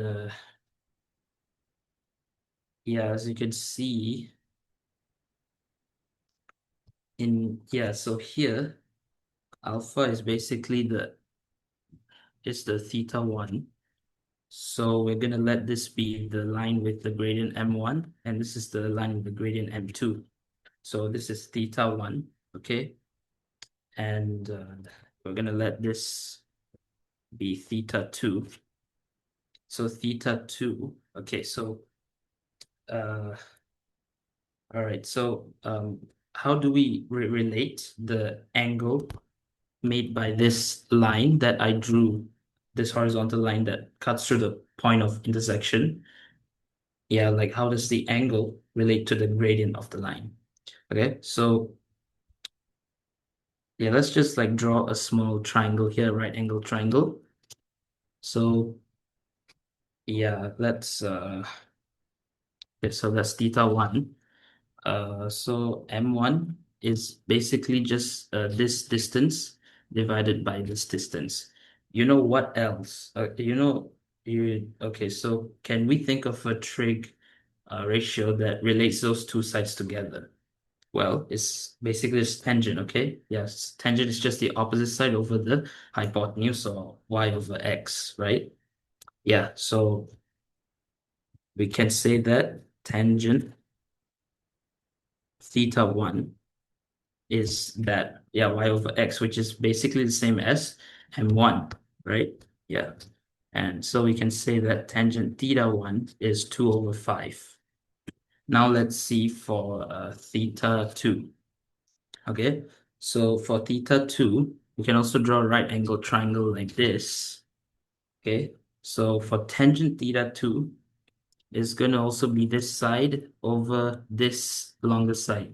Okay, however, it is not equals to m2 because we know that m2 is negative. So it's going to be the change in this side, like the positive change, the absolute value of this over the absolute value of this. Okay, so theta 2 is the absolute value of m2, or 2 over 5. Okay, yeah, so now let's find tangent alpha, the angle between the two lines. Okay, and the reason why I'm writing it in terms of tangent is because in here they told us to express it in terms of tangent inverse.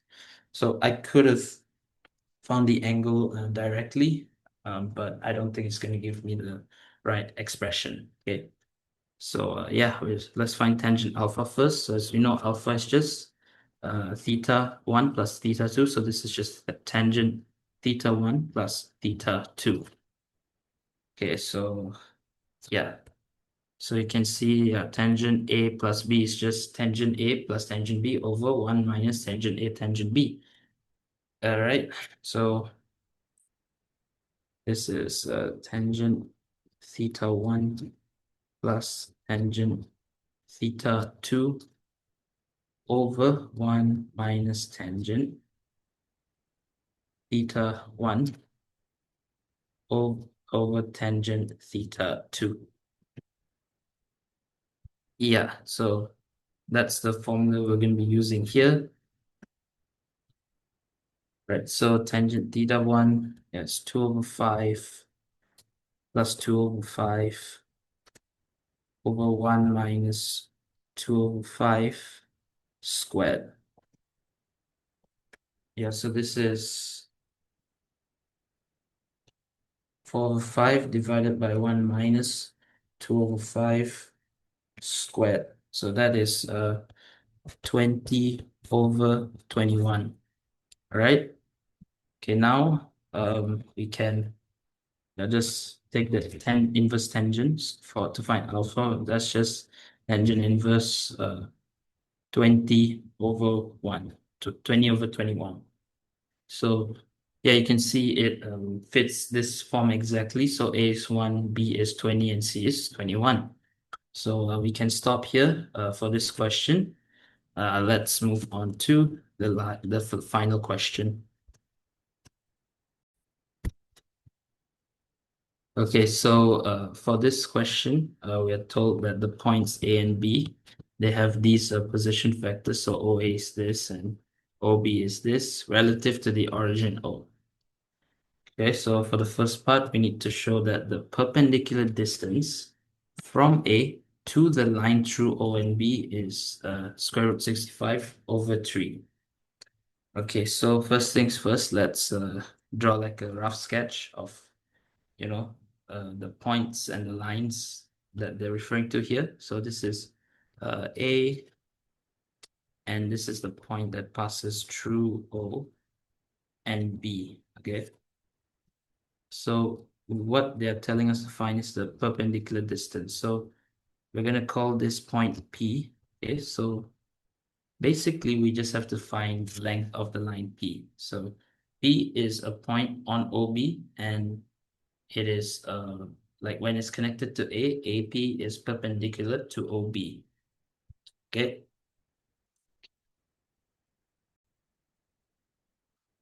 Okay, so as I was saying, we had to find the distance of AP, all right? So let's get started. So let's first define the direction vector of point P. So you can see that point P is on line OB, so it's just OB. It's like the vector equation of OB.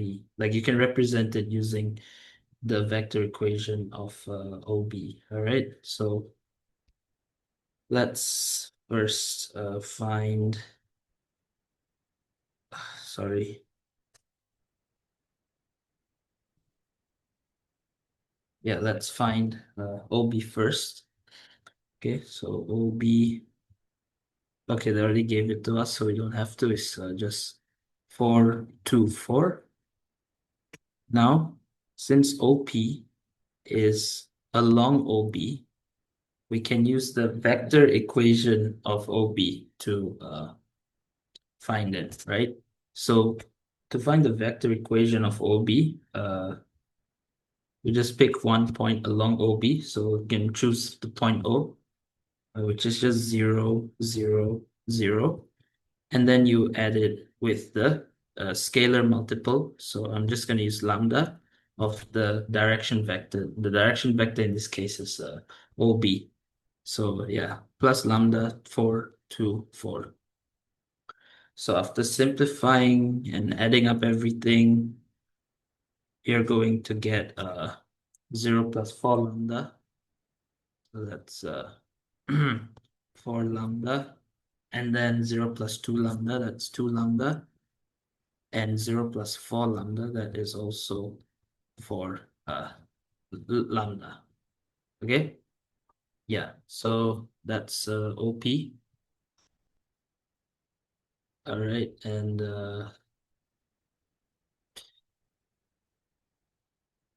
Yeah, now we're going to find what AP is. Okay, so AP is just OP. Okay, so you take the second one, and then you minus with the direction vector of the first one, OA. And then you equate it to 4 lambda, 2 lambda, 4 lambda minus OA. So OA is this one, which is 2, 2 minus 1. 2, 2 minus 1.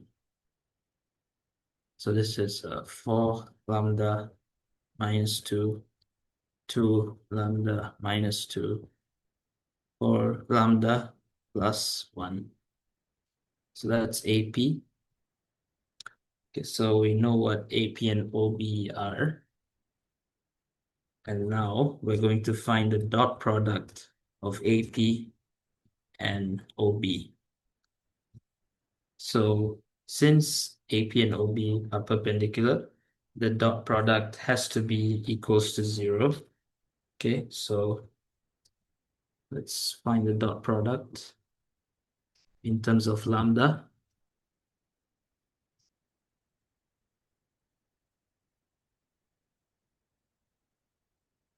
And OB is 4 to 4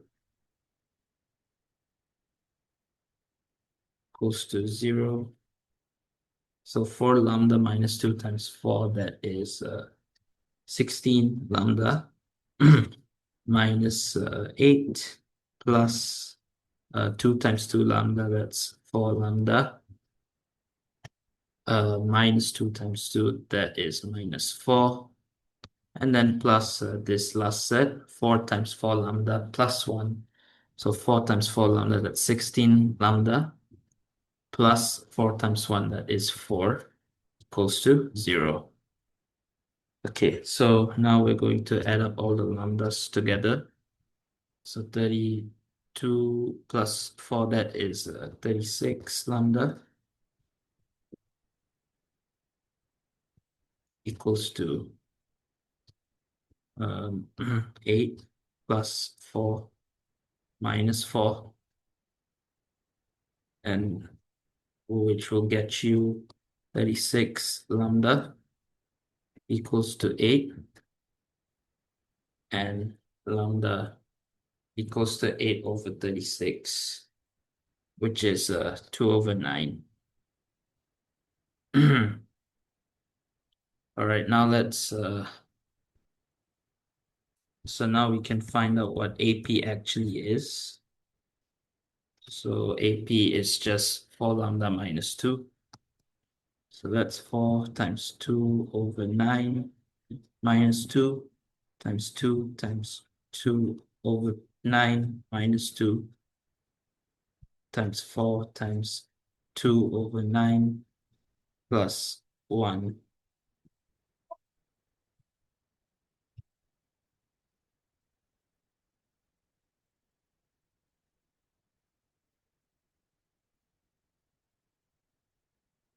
Minus 10 over 9 minus 14 over 9. Goodness.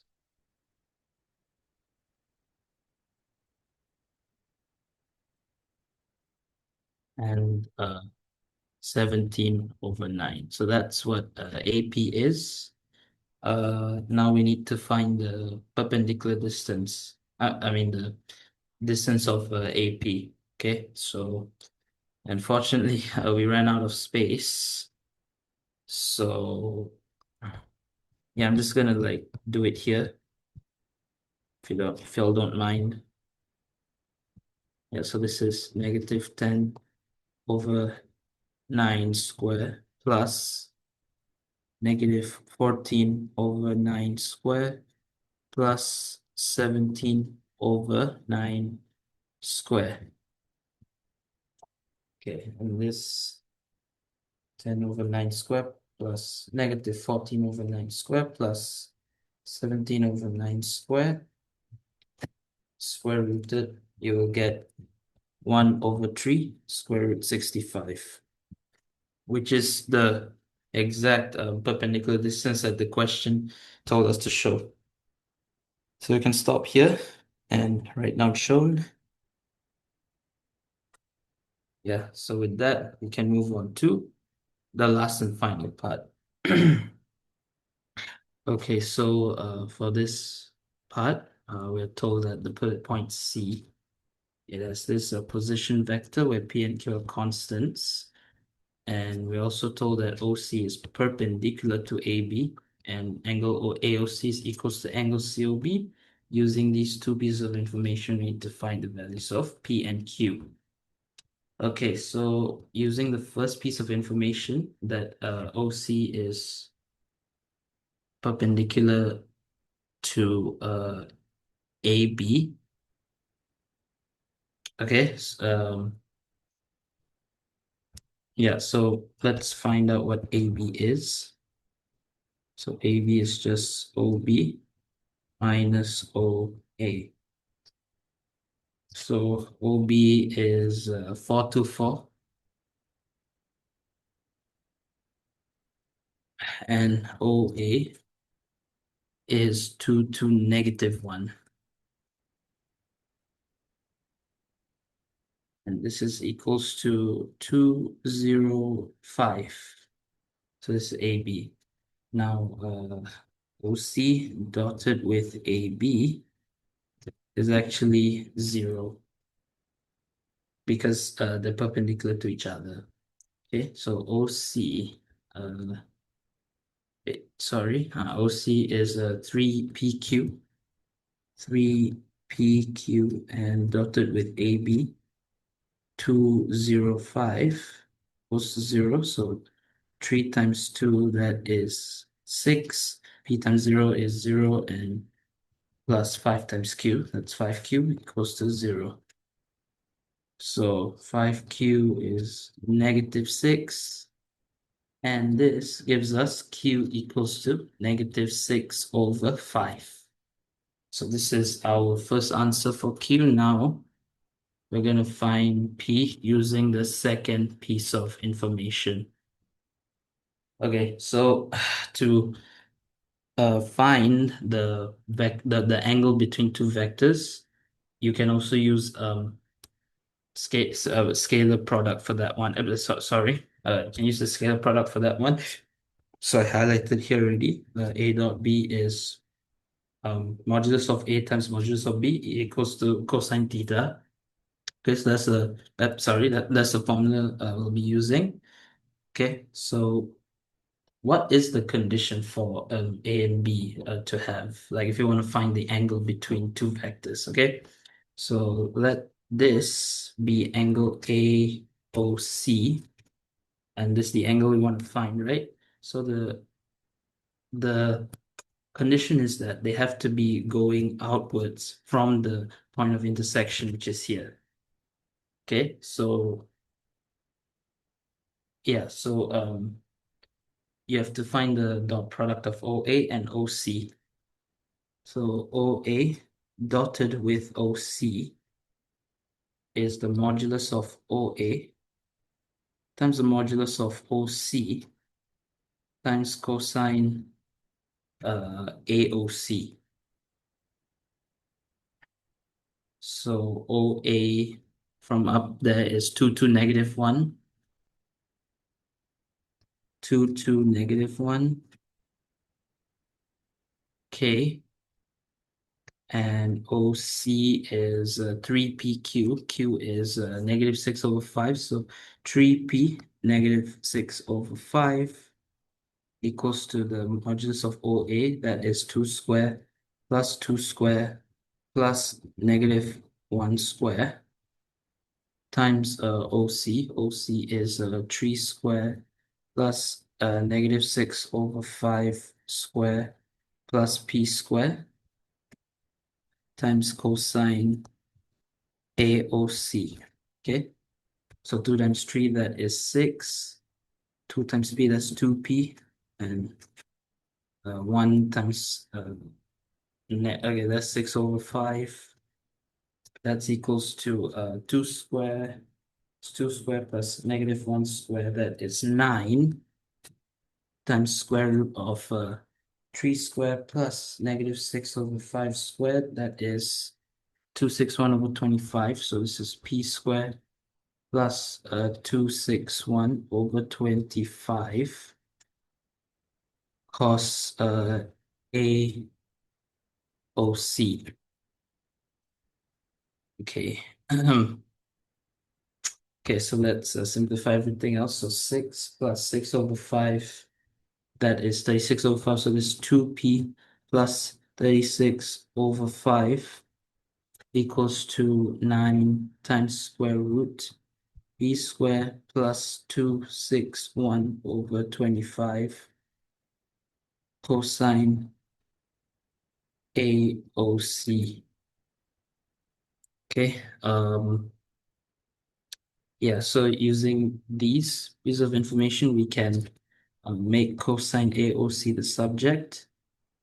So this is just going to be 2p plus 36 over 5 over 9 square root p squared plus 261 over 25. So this is cosine AOC. Now we're going to do the same for angle COB, okay? So this is angle COB.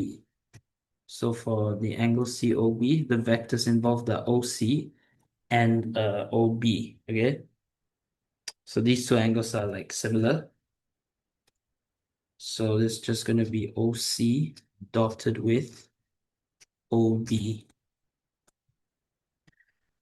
equals to the modulus of OC times the modulus of OB cosine COB. Okay, so OC is 3PQ. Okay, it's 3 P negative 6 over 5 dotted with OB. OB is 424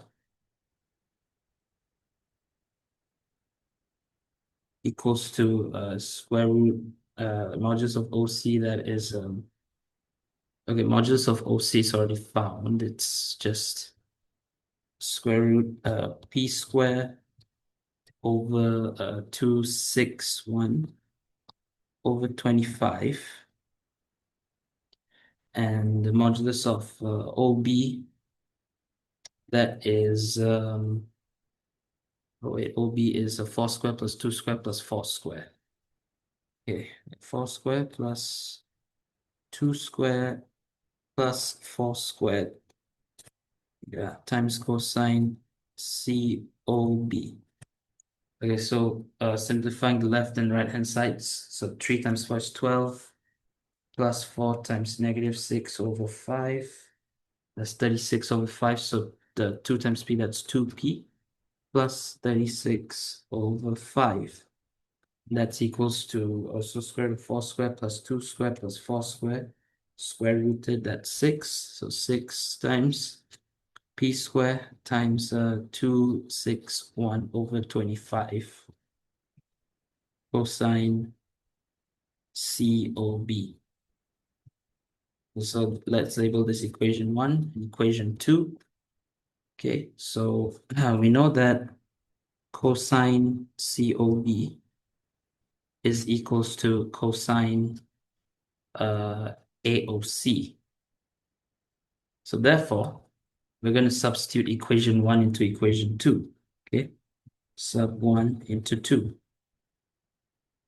Okay, so doing that will give us 2p plus 36 over 5 equals to 6 square root p squared plus 261 over 25. And this one is going to give us 2p plus 36 over 5 as well over 9 times square root of p squared plus 261 over 25. Yeah, yeah. So you can see, thankfully for us, the square root cancels out. Okay, so yeah, this just becomes 2p plus 36 over 5 equals to, this becomes 6 over 9. So simplifying that just becomes 2 over 3 times 2p plus the 36 over 5. What's going on? Let's see. So, what? Okay. That's strange. Did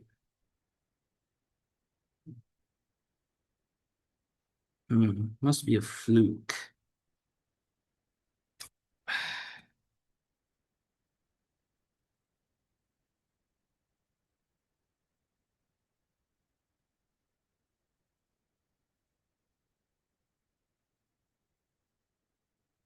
Yeah, 36 over 5, 3 times 12 times 4 is equal to 5. Yeah, also 36 over 5. But how?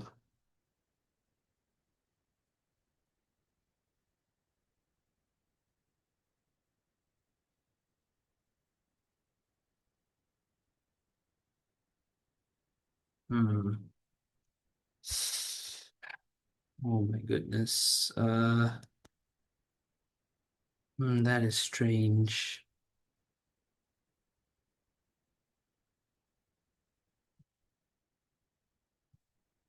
Oh, never mind. My thinking. Okay, so let's move all of this over uh to the other side. Okay, so yeah, that's just gonna be 1/3 of 2p plus 36 over 5. I don't know, I was about to factor that out. Yeah, so yeah, that is 0. So therefore you get 2p plus 36 over 5 equals to 0. So making p the subject, 2p equals to negative 36 over 5. And p, you will get negative 18 over 5. Let's check that. Yeah.